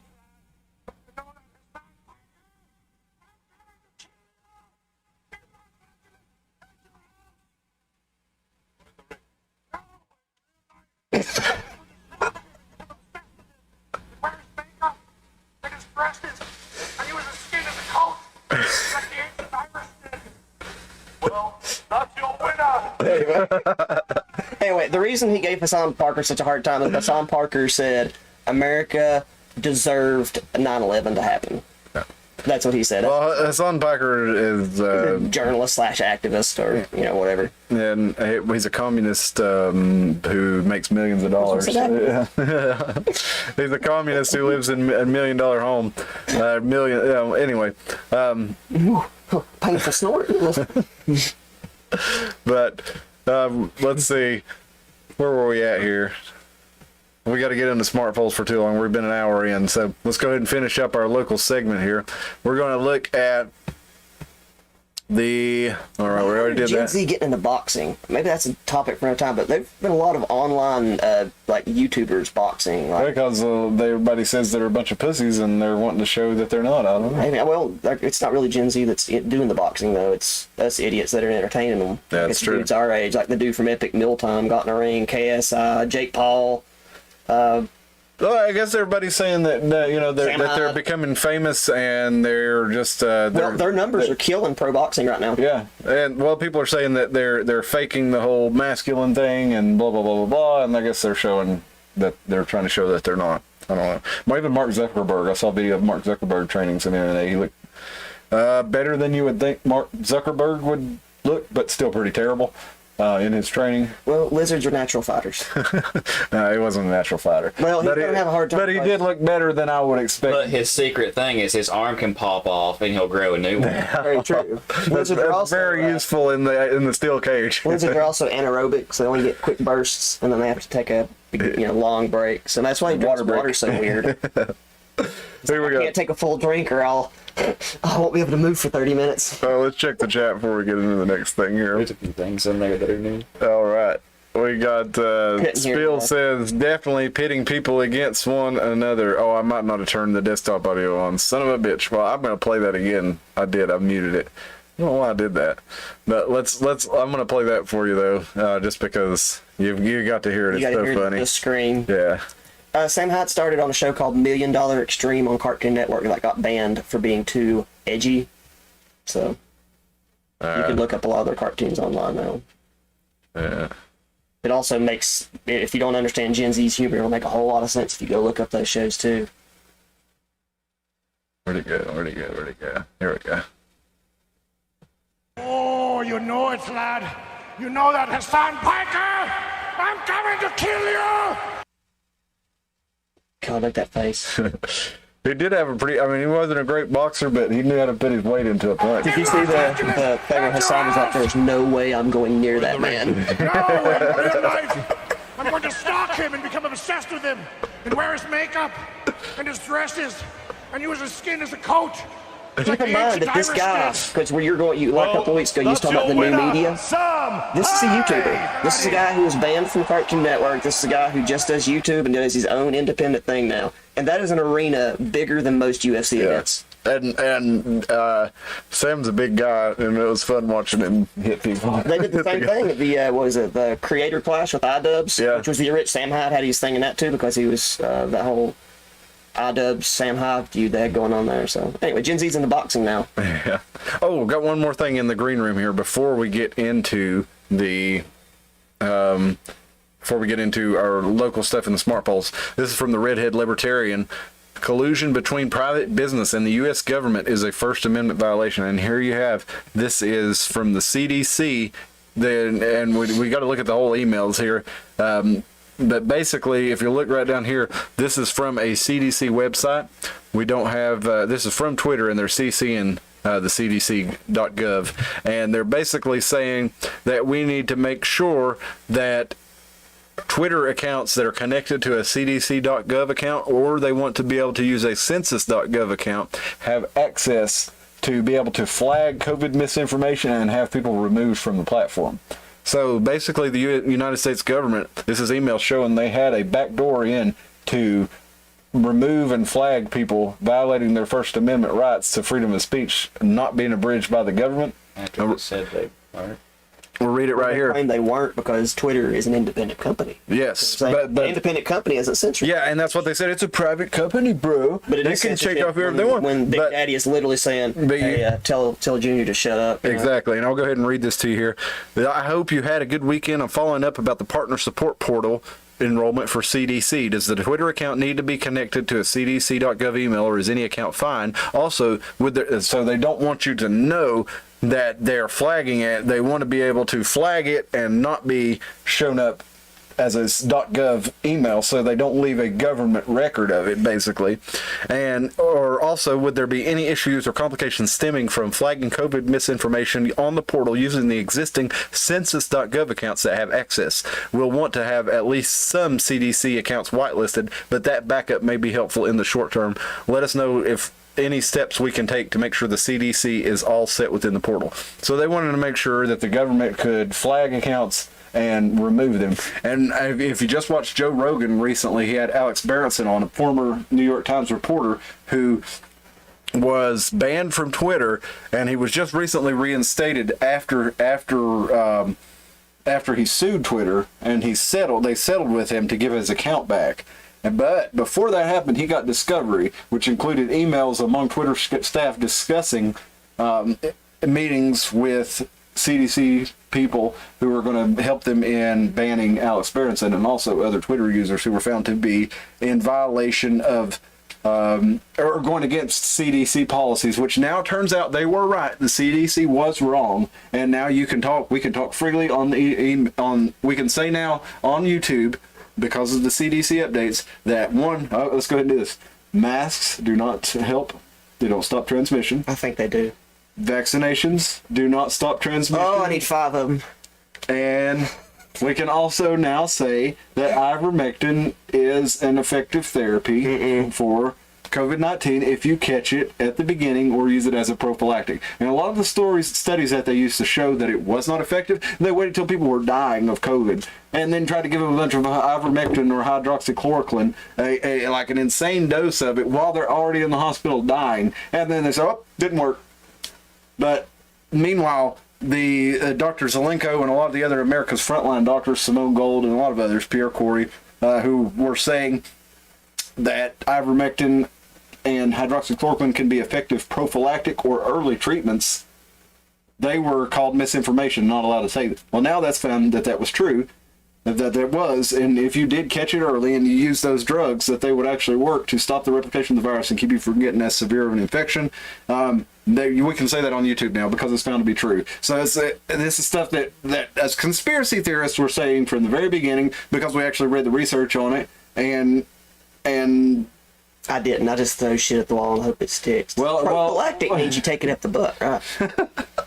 Well, a lot of us did. A lot of us did the research, and we were called conspiracy theorists, and we were booted off of platforms, and we were ostracized. And now it turns out we were right. So I think we do get to take some sort of a victory lap for that. But yeah, which I guess we're doing now by saying it on YouTube. YouTube's changed their policy. Twitter's changed their policy to reflect the fact that we were fucking right. So anyway, and it's not that hard to be right. I mean, it really. It's almost like they're planning. It's almost like it's intentional. Let's see here. We got Tennessee school districts struggling to hire teachers from WCYB. Why? Well, let's go down a little bit here. A continuing shortage of qualified educators impacting the students in the classroom. Now we've got a little Q&A here. Now they're talking to John English, director of schools for Unicoi County. He's talking about the effort to hire in Unicoi County. He said we definitely have some staffing issues, both in the classroom and in our support staff roles as well. There are challenges We just have to try to navigate as best they can. And so some of our class sizes are a bit longer, or a bit larger than what we would have wanted, but we couldn't get anybody with certifications in, so that has been a challenge. And you keep going. He says the public education has been under attack, and it's discouraged some folks from entering the field. Well, a lot of folks, they see these videos, these Libs of TikTok videos. We shared some of them on here of teachers, trying to convert their students to be transgender, or trying to convert their students or introduce their children to gay literature at, in like 3rd grade and things like this. And when we saw Florida, they passed what the media termed the "Don't Say Gay" bill, and they're like, "How dare you pass a bill that says don't say gay?" The bill never said that. The bill said that you shouldn't be teaching children about sex education until they're a certain age. I think they even said like 3rd grade. It was like before 3rd grade, you shouldn't be teaching anything to do with it. We didn't. We had puberty class till 5th grade. We had puberty class in 5th grade, and then we had how's a baby made in 8th grade. It's like, in 5th grade they showed you that your dick was going to get hairy, and then in 6th grade they showed you that a vagina was going to get hairy. And then 8th grade they told you how a baby was made, and it was all scientific, and it was all basically. And then freshman year it was like, STDs are bad. You'll get STDs. Don't have STDs. They showed us what drugs were before they showed us what sexual organs were. Mm-hmm. Now I'm sounding like a lefty. I'm questioning if that's necessary. No, I mean I'm right there with you. Because I'm not against giving. Well, actually, maybe I am, because I kind of feel like that's the parents' job to teach their kids about sex. I think it is too. Like it's the school's No, it's job. not. But it's been turned over to the schools. And there we talked about King of the Hill a lot on this show. We saw that episode. I think it was episode 2 of King of the Hill, where Peggy was the sex ed teacher, and they had this whole thing about, well, we think that they should be taught sex in the home. And then when it came down to actually teach Bobby about sex, Hank and Peggy were both like, too uncomfortable to do it all, so they figured they'd send him to school after all. And then Peggy ended up being the one teaching the class. And then she was kind of ostracized for doing so, and they determined ultimately that it was a necessary part of life, and that one way or the other, that somebody needed to teach these kids, and that the school was going to be who was going to do it. You remember also, like, one of the reasons they were having a hard time, because Peggy was like, well, if we can't even teach Bobby about sex at home, what about all these other parents that are feeling weird about it? So she decided to do it, and then at the end of the thing, it turned out none of the other kids had the permission slip. The only kid that had the permission slip was Bobby. Yeah, that's right. I forgot about that. Bobby was the only one in the she ended class. up having to teach him sex ed anyway. So I really do feel like, Man, King of the Hill was such a good show. yeah, I don't have kids, but I really do feel like don't let the state teach your kids. That's why we're in the situation we're in. We're all state taught. I'm a state-taught human, you know what I mean? I'm part of the people farm, and I had your own kids. I had studied the medical. I had my mom had medical books and shit. I just studied that. I'd be like, oh, I was just learning about the heart, Mom. Let's see. John English, he also says the frustrating thing for him is that public education has been under attack, and you see a lot of these people doing these kind of things that are not the place of teachers, and it's no wonder that you see the profession coming under attack. But we got to remember, most of the teachers are not like this, especially in our area. And he says the teacher shortage is a big challenge. I'm really proud of the fact that Tennessee has the first and only federally approved teacher apprenticeship program, which is a 3-year residency program, and prepares high school students and high school seniors and non-certified school employees to become teachers. But I had some questions about this, because I was curious, what's the public school's salary, the average salary for a public school teacher in Tennessee? And the average is $50,000 per year. Carter County, it's not. Well, it typically falls between $41,000 and $61,000. And, there's a lot of factors to that, like how long you've been on the job, what are you teaching, where are you teaching, all that kind of stuff. Can you coach and teach? Right. I'm going to 4 times the amount. Okay. Yeah, that too. So, but we're basically looking at $40,000 to $60,000 a year. I would say Carter County schools are under 30. They're not under 30. I'll message me some teacher friends not No, they're not a lot over 30 for the starting. I think the starting is about 35. And your average is a little higher than that, but for Carter County, yeah. Sure. Well, like 20 years ago, Kingsport was 38, and they were the highest ones around here. Is it city though? Yeah, it's Kingsport State. That was 20 years ago. So that goes right in with that.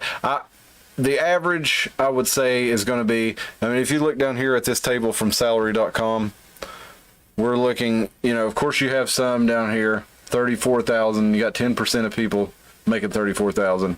The very bottom of the thing here, we don't have a number on it, but that's about 30,000. But regardless, I want to look at this real quick. You're looking at 50,000 median. Your bachelor's degree, your average on a bachelor's degree that you're going to make in Tennessee is actually higher than your nationwide average on a bachelor's. You're going to make 63,000 on average with the bachelor's degree. We need to quit job. selling this location. We don't want more people coming. Well, but we're making about $30 an hour, $1,200 a week, $5,300 a month on a bachelor's degree on average, which is a little over what you're making on average as a teacher. So that could be one reason. If you have a bachelor's degree, a lot of times teachers is requiring a master's even.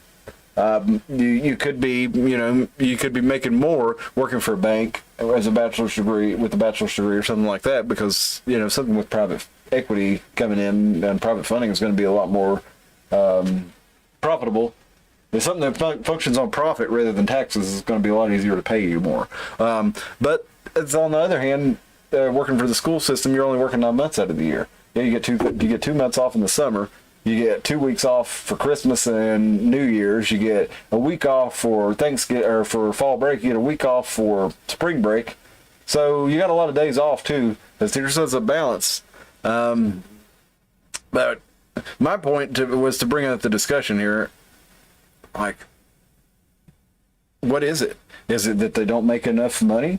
Is it that it's too hard being? I mean, because realistically, you make if you take out the fact that they work 2 months to 3 months less than your average person with a bachelor's degree, you're pretty much making about the same on average as that you're going to make with a bachelor's degree in Tennessee. And a lot of teachers have summer jobs and stuff. I know a guy who's a teacher and he mows in the summer and makes like an extra $10,000-$15,000. Ratting his friends out now. No, he does it all on the up and up and everything. But I remember that could be who the IRS is going after, though. at Unaka High School, freshman year, or maybe it was Hunter. Actually, no, it was Hunter. 8th grade year. There was a book that I'll kill the story if I try to go all the way through it. Essentially, there was this.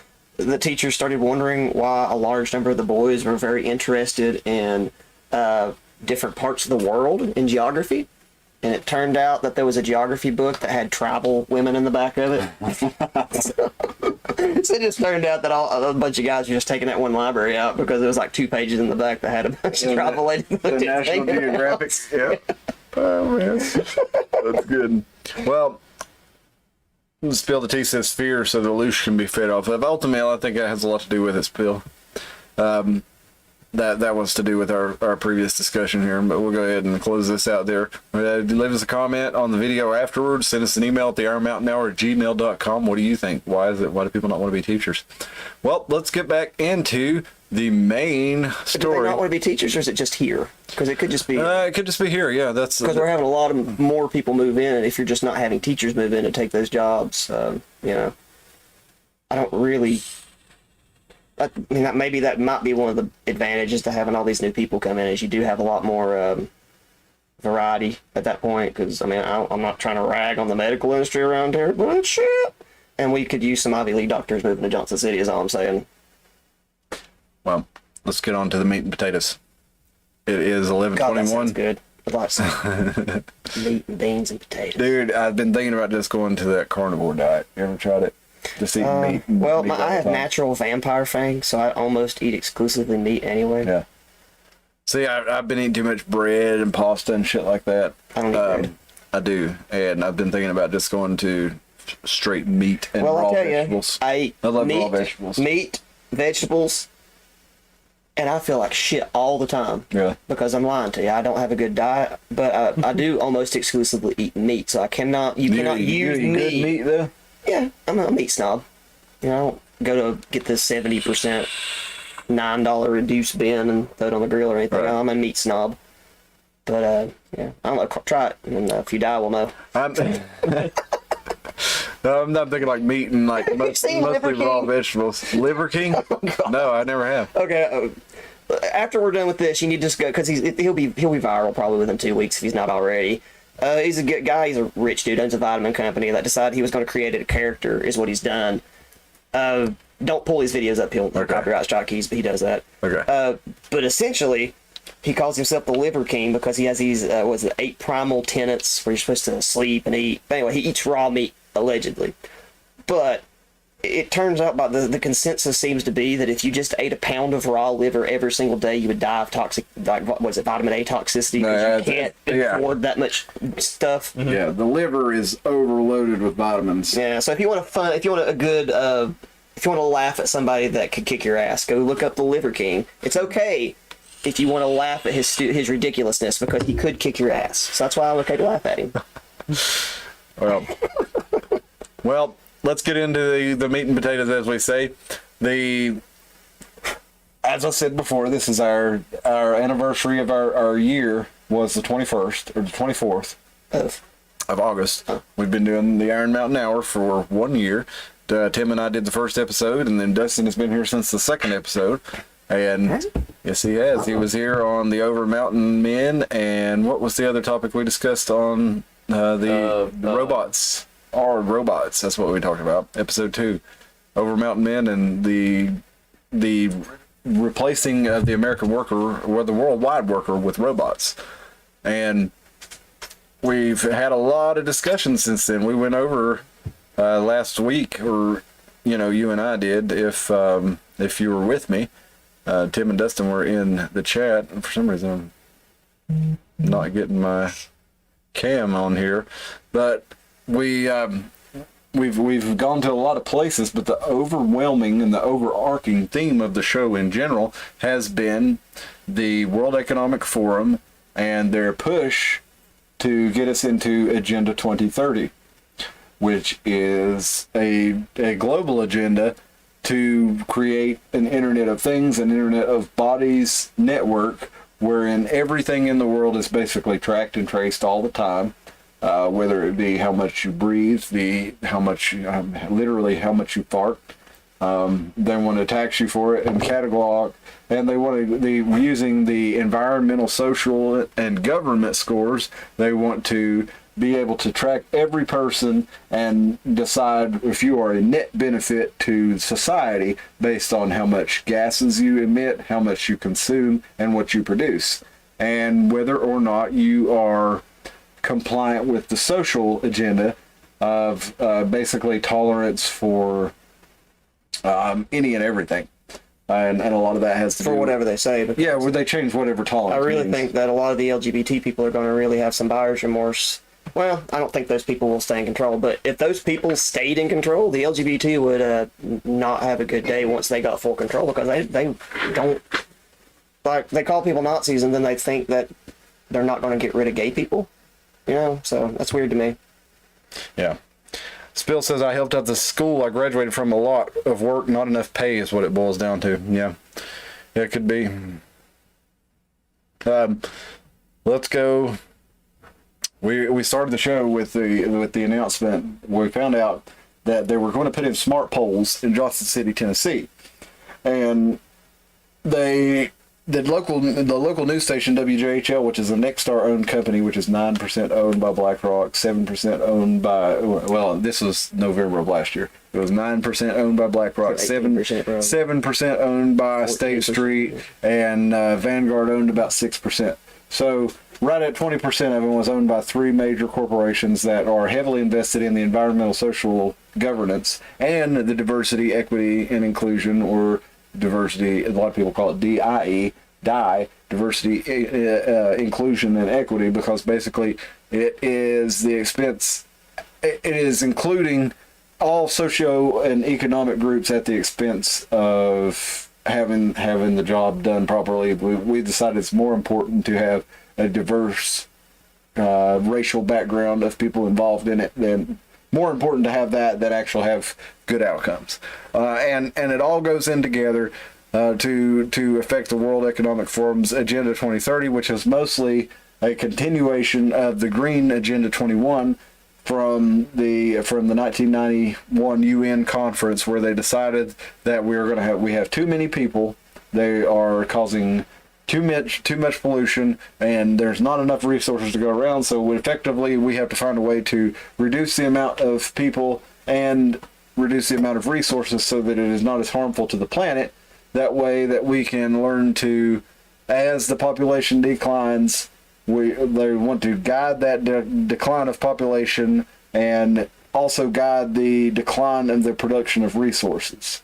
So that basically the elite of the world, if you want to call them that, have access to all the resources that they currently have, while the plebs or the proletariat or whatever you want to call us, the working class, has access to a lower amount of resources, so that we don't take up all the resources, so rich people can still have all the nice things that they want. That's basically their idea, and they're doing it. They're saying it's done in the name of the planet, but ultimately that's what it is they want to maintain control of everything, and they don't want a informed and enabled population of working class citizens anywhere in the world that has the ability to challenge them on that. You've got a bunch of numbers, and what I'm going to do is sit here very stoically while you go over this, because as soon as I start talking again, we're going to start talking about why I think this is like Dragon Ball Z. And go. Well, we're not going to do a whole lot of numbers. It could be it could be like Dragon Ball Z. No. I can't wait to hear this, but we're not Dragon Ball Z doesn't. Well, I guess it does have a lot of numbers with all the power levels and stuff. Well, power level 9,000. But no, we're not going to really get into a whole lot of numbers here. We're going into mostly because ultimately I don't think the numbers are important. What those numbers here are important? Yeah, we're going to look at those numbers.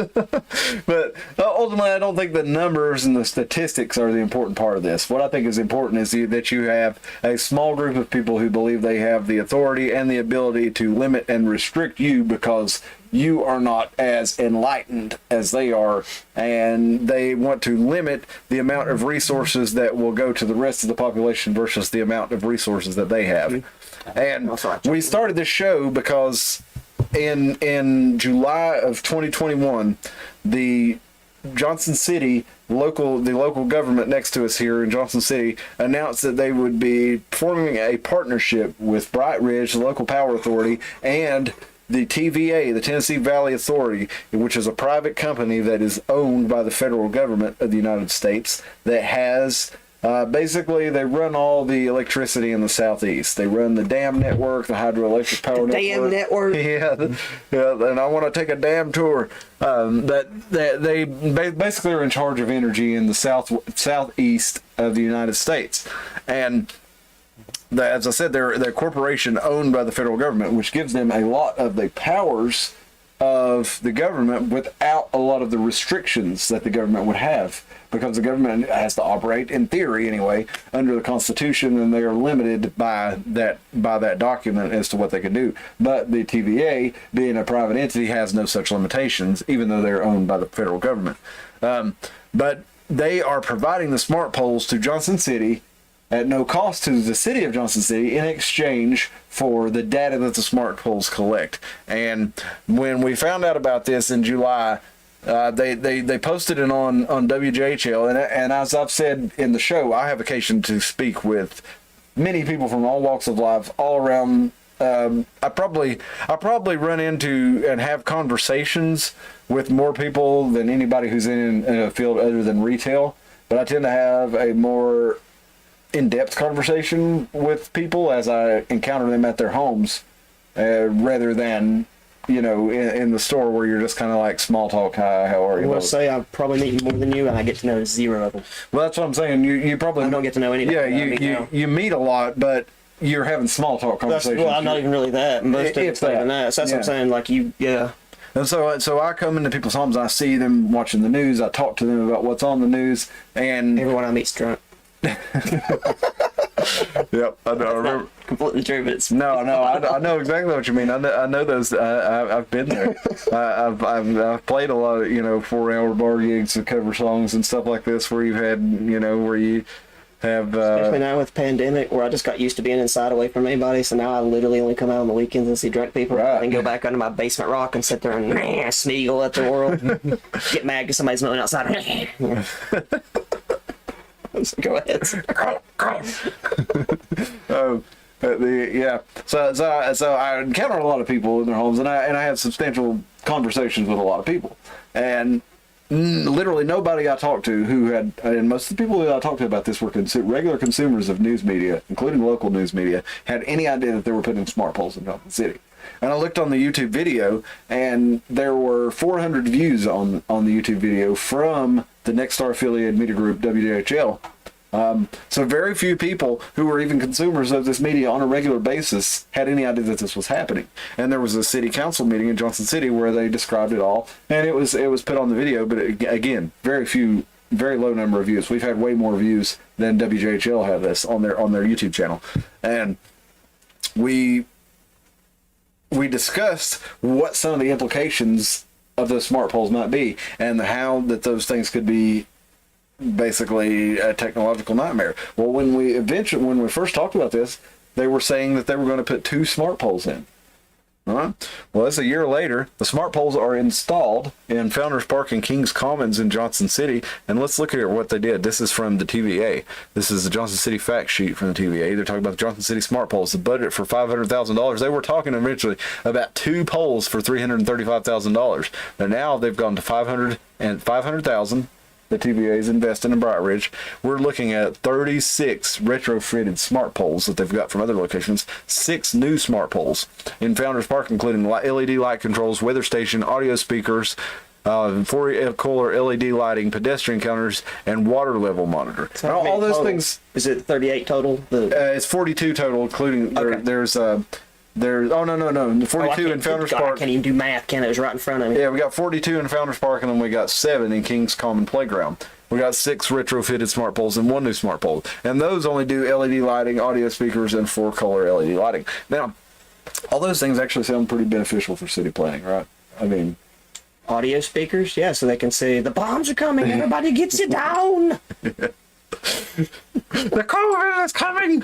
Everyone put on your masks! We'll have the state thing out for when Mississippi invades Alabama. And Yeah. I mean, realistically though, all that stuff, water level, you got a lot of flooding in downtown Johnson City. They've had a lot of problems with redoing all the city drainage systems, and Is it for music, you think? using eminent domain to buy the U-Haul guy out and force him off of his property there. God, it looks better without him there. It doesn't it? really does. It went from looking like the part of town where you might get mugged to being a gorgeous part. Yeah, it does look really nice.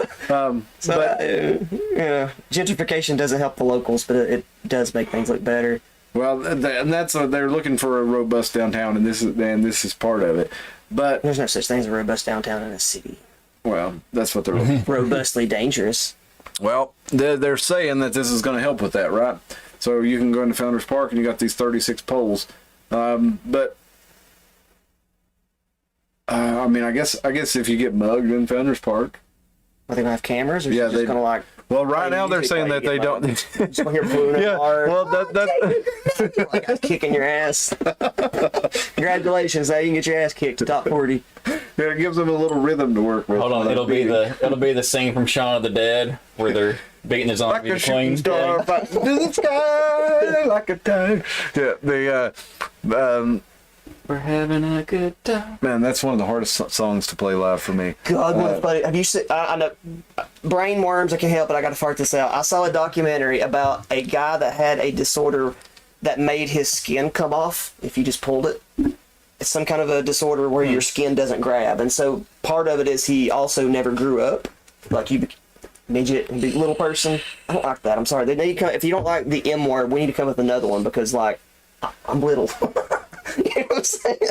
Up until that was long, I was a little person. But anyway, I'm sorry, but like if I'm saying that you are a midget, that is not because I'm trying to insult if you. that is a slang word and we need to get rid of it, I'm totally fine with the new word. But like little person, that's a lot of my wife's a little person. It doesn't do anything to reflect. I mean, ultimately, you get rid of a word like retard, and you place it or retarded. Mentally retarded was the clinical word for it. Right. Well, now it's intellectually disabled. now it's intellectually disabled or developmentally disabled. And I remember Carlos Mencia. Remember him? Mencia. Carlos Mencia. You know how Don't give him respect. how he would say deep to D and do all those jokes. He'd talk about mentally retarded people, and he would say deep to D. And The one he stole from Ralphie May. okay, so if you think of I mean, just think of DD, developmentally disabled. D. I mean, you could make that a hurtful remark, and then all of a sudden, they're going to be like, "Oh, we've got to stop using the word disabled, developmentally." Well, that's a bad example considering he was going as Carlos Mencia and his name was like Ned Fernandez or something. He wasn't even Mexican. really? No, he was like Greek Jewish or something. all Carlos that. Mencia, ugh. That's not a good one. I'm very into comedy. I don't like him at all. But Well, I don't know anything about that. All I know is that he was using. and it's not because I'm a Joe Rogan person. I genuinely don't like. He's involved in a lot of like bad tour. Like he admitted at one point to helping Brad Williams get laid. So he essentially catfished a girl. It's like, so you tricked a girl into sleeping with another guy. That's rape. You know what I'm saying? Anyway. All right. Well, I didn't trick a girl into sleeping with another guy, but I did convince her, a waitress at Bailey's. One time we were watching a fight with a friend of mine. I'm not talking about being a wingman here. No. I convinced her that he was Brad Pitt's younger brother. Liar. No, and he did vaguely look like Brad Pitt, and but anyway, I convinced her that he was Brad Pitt's younger brother, and she looked at his ID. She's like, "They don't have the same name." I was like, "You think Brad Pitt's his real name?" Stage name. Yeah, but my point is basically that any word that you use could be used as a slur, and you're never going to be happy because it's not the word itself. I'm sorry. The dude that had his skin come off, where he was a little person, right? I actually like this dude. Like, he was so funny. That's why I wanted to finish the story. He had the dude was. He had a bad life, you know what I mean? Like he was this big. His skin would come off if you pulled it. And the documentary is filmed while he's already dead, so he's documented the whole thing. He's already dead. Like the documentary starts out with a coffin. He says, "That's me in the box," because he's Scottish. Right. He was singing that Queen song, "Like a tiger." That was his favorite song, and so in his coffin, he had tigers on both sides of it. And in the dead center, a can of Bush's baked beans, because he was hilarious. And he was like, the guy that was carving it, he was like, "What's with you like beans?" It's like, "Nah, I want everybody in the funeral to be going, oh, this is a lovely funeral, but what's with the baked beans in the middle of the coffin?" That sounds like my kind of dude. And yeah. Except he's Scottish, and he says, "What do the beans signify?" So funny. So anyway, that's how you're supposed to live life. That's right. That's my role model. Phil says they do have a bloodline advantage, but hey, we are conscious here. Darn eyes working well late night. Yep. And she also says, well, midgets have a certain look to them. Yeah, they do. They have certain physiology. I hadn't noticed. But the smart city, we went from 2 polls to 42 plus 7, so 49 polls altogether, and they put these things in March, and they've been collecting data for so far. Now, all this stuff sounds like useful tools for, pedestrian counters to know when the place is getting busy. It sounds all like useful stuff that Or a you medium. that you would need for management of a city. Sounds like it'd be useful. I saw Spillity's comment that said that'll lit right as soon as you switch to that, and I was like, wait a second, I called myself a little person. Maybe I'm a medium person. This shirt's a medium after all. You're a medium size. You're an average size person. You're what, 5'8", 5'10"? My pants are always sold out when I go to Yeah, me too. the store. Mine are too. It seems like no matter what size you're looking for, like okay, when I take my kids shopping for clothes, especially with my kids, it's bad for me too. I'm like a 30, 32, so that's Yeah, me too. That's not really that hard to find now. I think that we have a hard time finding them because they make less of them now. I think it's because we're all. I think it's because everybody's a 30, 32 because yeah. it's medium, dude. Yeah. Well, if you wear 30, 32, you're like 5'10", 6 feet tall, and 150 to 180 pounds probably, so I guess that's a pretty common size. Perfectly average. But taking the kids, no matter what size they are, it seems like that's the size that everything is sold out of. Like when my daughter was 6, I couldn't find no size 6s. Now that she's 11, I can't find any size 12, 14s. But yeah, it seems worse with kids. Wow, that's weird to see that on there. What, glasses? No, it's like the bottom of this. I'm looking at this Herald and Tribune from Jonesboro, Tennessee, and at the bottom of the page, explore the Marxist roots of critical race theory. What's the ad from, though? Should say right above it. Well, I guess it's from the... Right above it. Right above it. From Christopher Rufo. That must be the Heritage Foundation. Yeah, Heritage Foundation's advertising on it. But anyway, back to the smart polls. Let's look at smart sensors, points of leverage, smart sensor R.I.P. implications. Herman Cain. 999. Sorry, I'm not. I just remember he was in the Heritage Foundation. So I remember that. I remember when he was coming through and he was running for president, they were calling people. And me and one of my friends got called about trying to put together, because he was a member of the Heritage Foundation. He called me and was like, oh. And like, he was like, but he told me, he was like, you know, Herman Cain's running for president. I was like, oh. Because I've been listening to him on like, I actually like Neil Herman Bortz. Cain, yeah. Like Neil Bortz, when he was retiring, he started letting Herman Cain step in. And I always thought Herman Cain was way more middle of the road. He wasn't. That's why I like to listen to him. Yeah. But then again, I could have been an idiot at the time. No, Maybe Herman Cain was a moron, and so was I. But that's been 10 years ago. So. Herman Cain was a pretty smart guy. I mean, he was a successful CEO, and he was a based individual. We had very good rhetorical skills. Yeah. Is what really helped him. He was well spoken. Yep.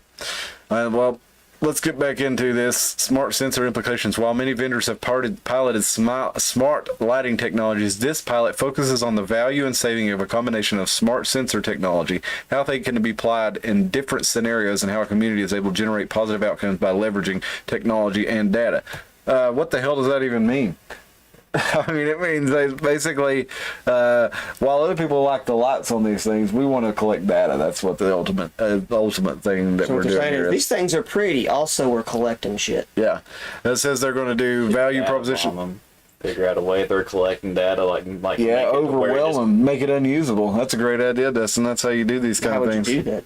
I don't know, but don't know. that's a good starting point, is to think of the idea, to overwhelm them with that and make it I live in Johnson City, so it'd be really hard for me to. And I'm lazy. Well, I've been working in Johnson City, so I've been driving around. I do a lot of work in Johnson City, downtown commercial work. So unbeknownst to me, I've been contributing to the smart pole data. buy Because, several hats and walk by the pedestrian thing. yeah, maybe I could just drive Just through start over and over blaring again. like Norwegian music, some kind of strange. That way, it picks up on it. And be Yeah. like, oh, this area must be having a large amount of Norwegian immigrants. See, we've living here. already figured out a good way to data bomb them. That's great right there. So the Norwegian music, change hats, drive through the same areas repeatedly without stopping anywhere to patronize any businesses to confuse the sensors. Now let's see. Look at Pull in and out of every parking spot. honk your horn all the time. That way, it thinks Flag people down- are aggressive. flag down the police every time you see them just to say hello, because they're going to say, like, that's going to like indicate crime, right? If you're flagging down the police, so just flag You down might the police and backfire. say You're hello. like, Johnson City has the friendliest cops in America. Well, we know that's not true. We saw how they handled the BLM protest. Remember them throwing that chick on the ground? No, I didn't Oh see that man, one. they slammed her, and like And then with everybody the, was like, "Okay, we're not BLM protesting in Johnson City." Oh, Do you think it was because if you stand up to a group of people, they finally back down? Or you think people around here just really? Cause I think it was a small group. I think it takes a lot of people don't riot for no reason. You know what I'm saying? Like, so I believe people in Kenosha when they riot. I don't believe people in Johnson City when they riot, especially when I know they're all out of state college kids. It's like, go back to your own city and riot, you moron. You're right. You just see them across as an ass. So I'm wondering if. Because I guarantee you, if you tried to take a beater stick and crack some guy over the head in Chicago, him and 15 of his buddies are going to start fighting back, because Chicago, and Johnson City is Johnson City. Well, it's Little Chicago. Maybe I made a dumb comparison. Hey. But like, when you don't have real persecution and some guy gives you a muddy boot in the mouth, so Well, you're going to back down. Ultimately, it's because they don't, like you said, they don't really have persecution, and they're just trying to do the trendy thing. So they step out in the middle of the street and try to block traffic, and the JCPD says, Ran over him on the highway. Remember the hospital? yeah. They ran over that dude in the hospital. "Yeah," and They're like, we need to charge him, and it turned out he was trying to get to the hospital because he had somebody in his car. Yeah. And it's like, well, these people were beating on my window and they scared me to death. When you have a wife and your kid in the car and you're trying to get to the hospital, you just hit the gas. And it's like, I mean, ultimately, I can't blame anybody if your car is being beat on and your way forward is being blocked. isn't that just the stupidest way to protest? What are you going to do? Are you going to wait until they bust your windows out and drag you out of the car and beat the shit out of you, or are you going Yes. to get the hell out of there? Yes, you are. And if you don't, you're a racist. Clint. Yeah, that's right. But like, for real, like, ain't that the dumbest way? I know there's nobody here listening to this that even went and protested, so they can't take my advice. But like, if you want to win the public over, maybe not go attack the public. That doesn't make any sense. We hate the cops, so let's go over here to this neighborhood and burn down the Taco Bell. Yeah. Okay, well, you just failed your mission. You just undermined every bit of it, and that's why I just don't take any. And your Taco Bell is probably a franchise owned by somebody who claimed it on their insurance. Yeah. It was probably the CIA that burned it down to begin with. Well, I was going to say who lives nearby and is providing jobs to people in your community. But let's continue looking here. Spill says, where did it go? Spill says, I've been called a midget, but my limbs are symmetrical. I'm just in the Inca tribe. LOL. Let's see here. All right, so we're looking at the value to Johnson City. They say energy savings from the dimmable LED lights. Like you couldn't fucking turn the lights on and off, when it's dark to begin with. Enhanced park management through utilization data and community experience. Improve public safety and city communications. Okay, how are you improving public safety with a pedestrian counter and LED light controls, weather stations, audio speakers? These are scary hats. No, it's like Scary Aquaman. hats. It's like Aquaman on Family Guy. Remember they say, this is a skit where it's like he's as useless as Aquaman when somebody's in trouble.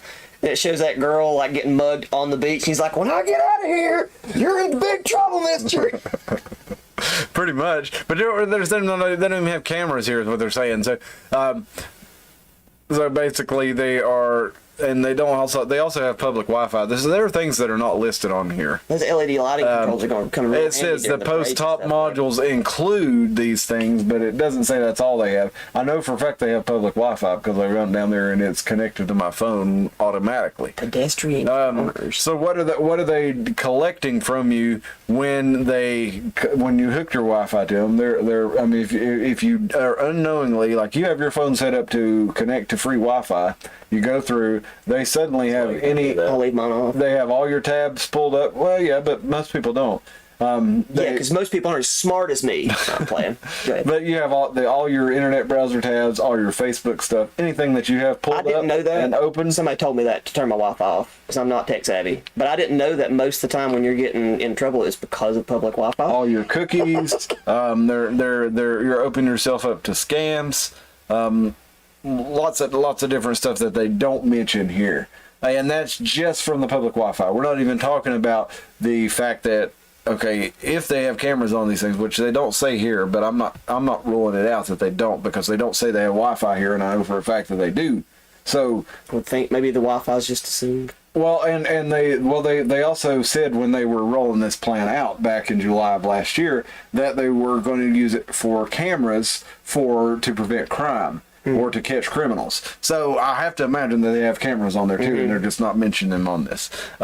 It's so weird the 4-color LED lighting is so prominent. Like, yeah, look at this. Ooh, It's gonna make the Pride Parade special this year when we turn them all different colors. That's right. It's gonna make Halloween spooky because we got an orange setting. So we got them in Johnson City. They really exploded with them. It's only in the Founders Park. It's owned by the city area there. But here we got Bright Ridge, the Power Authority, presenting the Board of Mayor and Aldermen in Jonesboro, the nearby town, the oldest town in Tennessee, with the smart poles idea. And they're saying, hey, y'all, don't you want to have some smart poles down here, too? They could make your place. If you go to Disney World, you hear all that music playing and all that. The person that builds these smart poles, they do the programming. They do this at Disney World. Don't you want to be like Disney World? So they're not on board yet. He's trying to sell it. Yeah, he's trying to sell it to them. He's trying to get it into Jonesboro too. So they're trying to bring it into the surrounding towns and counties. And as we talked about, we have the smart thermostats or the smart energy meters here in Elizabethton. We talked about gentleman Fred Usack, who went down to the city council and protested this thing because he said the waves from these are 5G and Wi-Fi smart meters that are on all our homes here in Elizabeth, and he said that that's bad for you. Now, I don't know if he's right about that or not, but I do know that conspiracy theorists were saying right before the pandemic started that they were going to put in these 5G, and then all of a sudden we were going to have a lot of people getting sick, and then we were going to have a lot of radiation, and we were going to have a lot of tracking. Okay, and all those things have happened. I don't know, I'm not saying that's why, but I'm saying that's what they were saying. So Fred Usack, when he went down to the city council, whether or not he's right, some of his predictions have come true. So they have these things all around us. They're trying to get them in. They're trying to get smart cities in all around the rest of us. Now another thing that you can do when you have cameras, all you have to have is a camera, right? And then you can run a software, facial recognition technology, a solution for smart cities. This is from IFSEC Global, their international federation for what the hell is it? You think we're going to have I'll let you finish that. That's a No, it's all right. massive All right. hole. But anyway, it's a smart solution for smart cities, they say. They are touted as the future for connectivity and digital innovation. Remember we were talking about they want to use us for an internet of bodies. They want to have eventually, and there's a lot of people who say that that is the purpose of a lot of these chemtrails that we see, is that they're, we've tested the things that drop from these things, and it's full of barium and aluminum salts. But there are others who say that it has nanotechnology in those. Do we have that though? Yeah. If We actually have because the test that I saw, the guy went and tested it, and it turned out he had a big ball of dirt in there, and it tested positive for dirt because dirt has metal in it. No, this is something different. This is for barium and aluminum salt. It's been tested in lots of areas all over the country that you have these things coming down. But some people are saying that it includes I'll have to see it. that it includes nanotech. I don't have it pulled up. I'm sorry. I'm just saying. But if you look it up, vapor trails, condensation, and look up if you don't want to find conspiracy theory sites, you want to find the actual academic papers on I've this seen stuff. cloud seeding, and I know about all It's not just cloud seeding. Look up stratospheric aerosol injections. I know about those. But If you want to find out that, like, they're literally putting stuff in the sky that is barium and aluminum salts. That's what people have found when they've collected the material that's falling from the sky. Okay, now, if it is nanotech, you wouldn't be able to tell that from a spectroscopic analysis. You would actually have to have an electron microscope or something that could detect that it was a nano machine. Okay, so just doing a spectroscopy would not tell you if it was nanotech or not. But there are people that are saying it is, and they're saying that basically they want to use us like as wetware, the internet of bodies, and that is part of the reason that a lot of these particles are being dropped, is because it includes the nanotech. Now, I don't know if that's true or not. That's what people are saying. But regardless, when one thing that they are doing is facial recognition technology, and this is old technology. Facial recognition around forever. I mean, you can unlock your phone with facial they show this recognition. on Ocean's 11.3 or Ocean's 13. Yeah. They show that already. 20 years, they've had the ability to scan your face and recognize certain points of your face and recognize you as a unique individual, like a fingerprint. And this. They put it in airports, and they to enhance safety and speed up passenger boarding. And soon, the IFSEC says that this technology will be wide-reaching, providing citizens with seamless and impactful experiences throughout the city environment, particularly in relation to mobility. And this says, indeed, the pandemic has made it clear that conventional mobility needs to be reimagined. For passengers today, this must go on beyond simple contactless mobile ticketing. With facial recognition, passengers can use their faces to ticket and walk through ticket barriers into trains, Tim, into the trains. with the knowledge that facial recognition cameras will charge them for the right journey. Tubes, just like hamster tube with the vacuum, so you want to jump inside, load run style, but no cart. And they're already doing this in China. You walk onto the train, you just get scanned. You remember Minority Report? Unless you're a dissident. Yeah. Well, You can't get on the train. Well, that's what I'm saying. You get scanned, and then if you are a dissident, somebody comes and picks you up, and they take you wherever else the trains are running. So we see how this is used by authoritarian governments already, with communist China using it to, okay, have you been talking shit about the government? Well, your face has been recognized, and we're going to pick you up. You remember Idiocracy, how easy it was? They scanned the tattoos, and they'd come and pick you up and Don't take you worry. off. As soon as Ricochet Theory kicks into full effect, we're going to go over there and liberate the shit out of those Chinese people. Well, yeah, I'm Don't sure. worry. And then we're going to take all that tech that they've been working on with no government oversight or regulatory agencies or psychology majors looking at it for, abhorrent behavior, just like we did in Germany, and then we'll take all that shit and we'll go, mine. Well, let's say you wear your mask.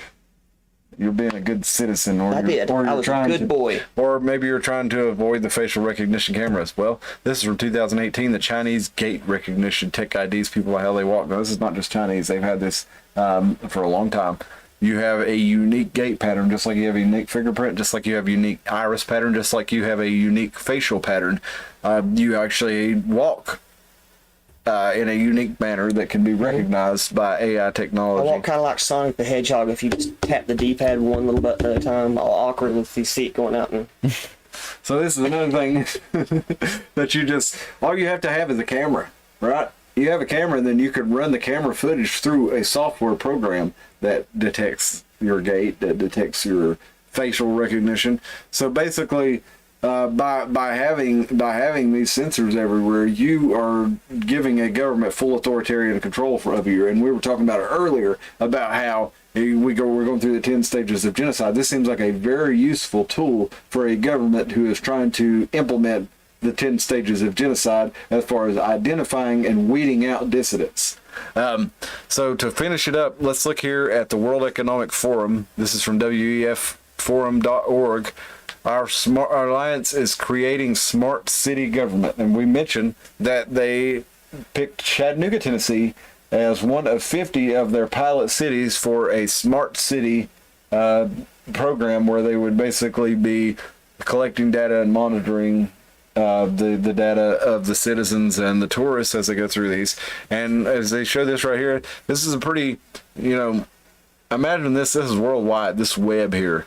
This is collecting data. This is collecting everything about everything that goes on. They want to know everything. They want to be omnipresent, omniscient. They want to know the specifics about what you like to jerk to. Yes. You want to know what kind of hentai is your favorite? Man, he's really into blondes around August for some reason, and only August. Well, I will say, look, listen, if you're a consumer of pornography, I don't know about you, but the things that I was into in pornography when I was very young have become very prevalent. Like, you can find tons of it. When I first started, viewing pornography as a teenager. Keep going, Cliff. As a teenager, it was very standard. So what was really hard for you to find? Basically, well, if you got to know, deep throats. But niche has expanded, and you can find all kinds of it now. So it's basically it's like that with everything, but it's turned on not just for pornography. It is for anything that you may be into, and it also is for finding out what you are going to do based on what you like, right? It is building a psychological profile on you based on what you're into, based on the kind of stores you visit, based on the kind of porn you look at, based on whatever it is that you YouTube do. algorithm. Yes, it is, and it is worldwide. Because it gets it wrong. Well, they are getting better, but yeah, they do get it wrong a lot. They get it wrong all the time. Sometimes you can see where they were trying really hard. Stop trying to make me watch Eric Andre. He's annoying. He was never funny. Yeah. He's just obnoxious. Yeah, same here. I hate that fucking guy. I don't like that. Tim Heidecker's a little bit better, but still annoying. Just because some people that are into the things that I'm into, like Eric Andre, I'm not gonna watch it. I'm never going to subscribe to Steven Crowder. Stop it. No, that's I'm another never one. going to subscribe to Same. Stop it. Same. Yeah, that's another one that tries to show me a lot of Ben Shapiro. I don't care. I don't give a shit about Ben Shapiro. I don't want to watch him. Well. But your point is that it's not perfected, but they are working on it, and they're using this smart grid, and this is a good visualization of how it's going to work. But it's going to be worldwide, and they want to have an interconnected network of cities that are all collecting data on all their citizens and all feeding into this global network. And when you become a problem for this global network, it's easy to identify and isolate you and remove you and re-educate you or eliminate you, whichever they're more inclined to do. But again, this is all happening right now. It's happening right under our noses. Not really. It's on every media where this is what people are talking about, so it's not under our noses. Well, I mean, it's right in front of us. It's happening. Why we can all look at it and see it happening, and it's still happening. But it's right in front of our faces. Yeah. That's what I'm saying. It's not being hidden. Yeah. But the implications are lost on a lot of people. For they're putting it out there, but at the same time, I don't think a lot of people they just look at it as another technology. They don't look how far this could go to where you could be in a really nightmare situation really fast with some really powerful people around the world having this kind of information on you. And I think it's important to bring it out there. And if we had enough people that understood the implications of this, they would probably decide that we didn't want to be a part of this smart technology grid. And when you look at who's in charge of it and you look at what they think about us, you can see why that's a really bad thing. So, but ultimately, the first thing is to help people recognize that it is happening and that it is not all fun and games, and it's not all just to make sure you get the right recommendations for what kind of hentai Tim likes. I don't like cartoons. I feel like I graduated beyond that. Grown men should spank it to actual women. Israel Adesanya, I'm sorry, man. You can kick my ass with one arm. You need to stop spanking it to hentai. It's on the real. If you beat it to cartoons, same as if you only spank it to supermodels. On the real, guys, this is just truth. You eventually lose the taste for women that you can actually have sex with. You're never going to get to bone a cartoon character. This is true. And I know. I just think it's really unhealthy. Dude, I'm insane, okay? I love absurdity. I love a lot of dumb crap. But for all the normal people out there, that's really weird that y'all want to beat it to cartoon characters, because you're never going to get a chance to do that. And when the visual thing separates from what can actually happen, you get locked over in fantasy. That's why you get these guys that would rather beat it than to actually go have sex. Have you noticed there's been a growing trend in encouraging men to stop viewing porn because there's a large, Only on the right. Yeah, That's not a lefty thing. Lefties are spanking it. No problem, baby. Give me more of that fur porn. Well, I want my girl to have a cattail and ears, baby. I saw it was like 76% of men in the world consume some sort of porn. It's higher than that. And well, that's people that admit it. And then it was like 66% of women consume porn. Higher than that. So there has been a growing movement to say, hey, this is not good for you, and I definitely see where it's not good for you. Yeah, it's not. It's the moderation. Like, a little bit of coke won't kill you, but if you keep doing it, eventually you're a crack whore. Anything can pervert you to an area that you just got to really take care of yourself. I mean, you can be anything you want, but you got to be real careful about what you're going to become. You can become a monster unintentionally. And I'm really attracted to the Dorian Gray sort of phase of where he starts looking at the nastier stuff. Oh yeah. It's like, I gotta stay on this side of beauty a little bit too, because what is that, Iron Maiden, can you play with madness? Mm-hmm. They'll stare into the mirror long enough and eventually become what you're looking at.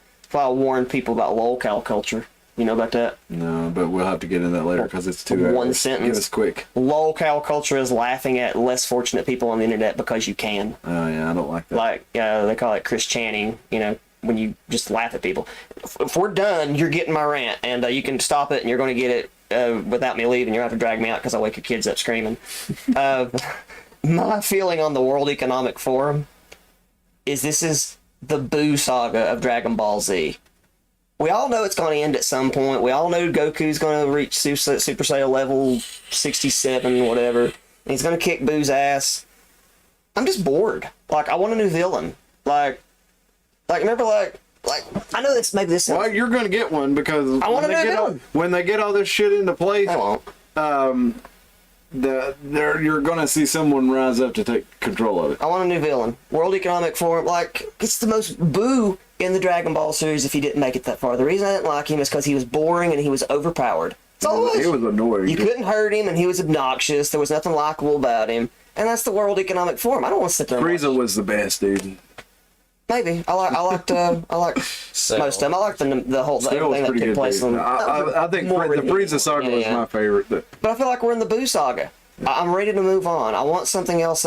These are a bunch of boring they're going to take over the world in the most fucking boring way possible. If this is the end of the world, this is the most whimpering end of the world. The thing about the Frieza saga is you had Goku and Vegeta come together for the first time. So you had both sides of,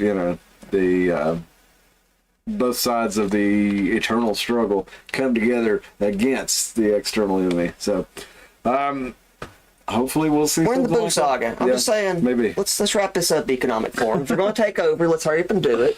Give us our forehead stamps and our mark of the beast or whatever. Let's get this over with. Y'all are boring. All right. Well, let's wrap it up for tonight. Bars. What, Dustin? Turn us into chocolate bars. Yeah.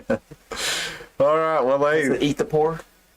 Because I think that's where we're going to go when the right takes over. Go Greatest people!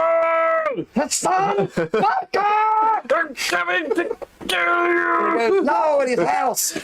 No, in real life. All right, y'all. Hey, listen, it's been real, and it's been real fun. In the Boo Saga, guys. End it. Let's get out of here, y'all. Dustin, you got anything else to add before we get out of here? No, All right. I'm good.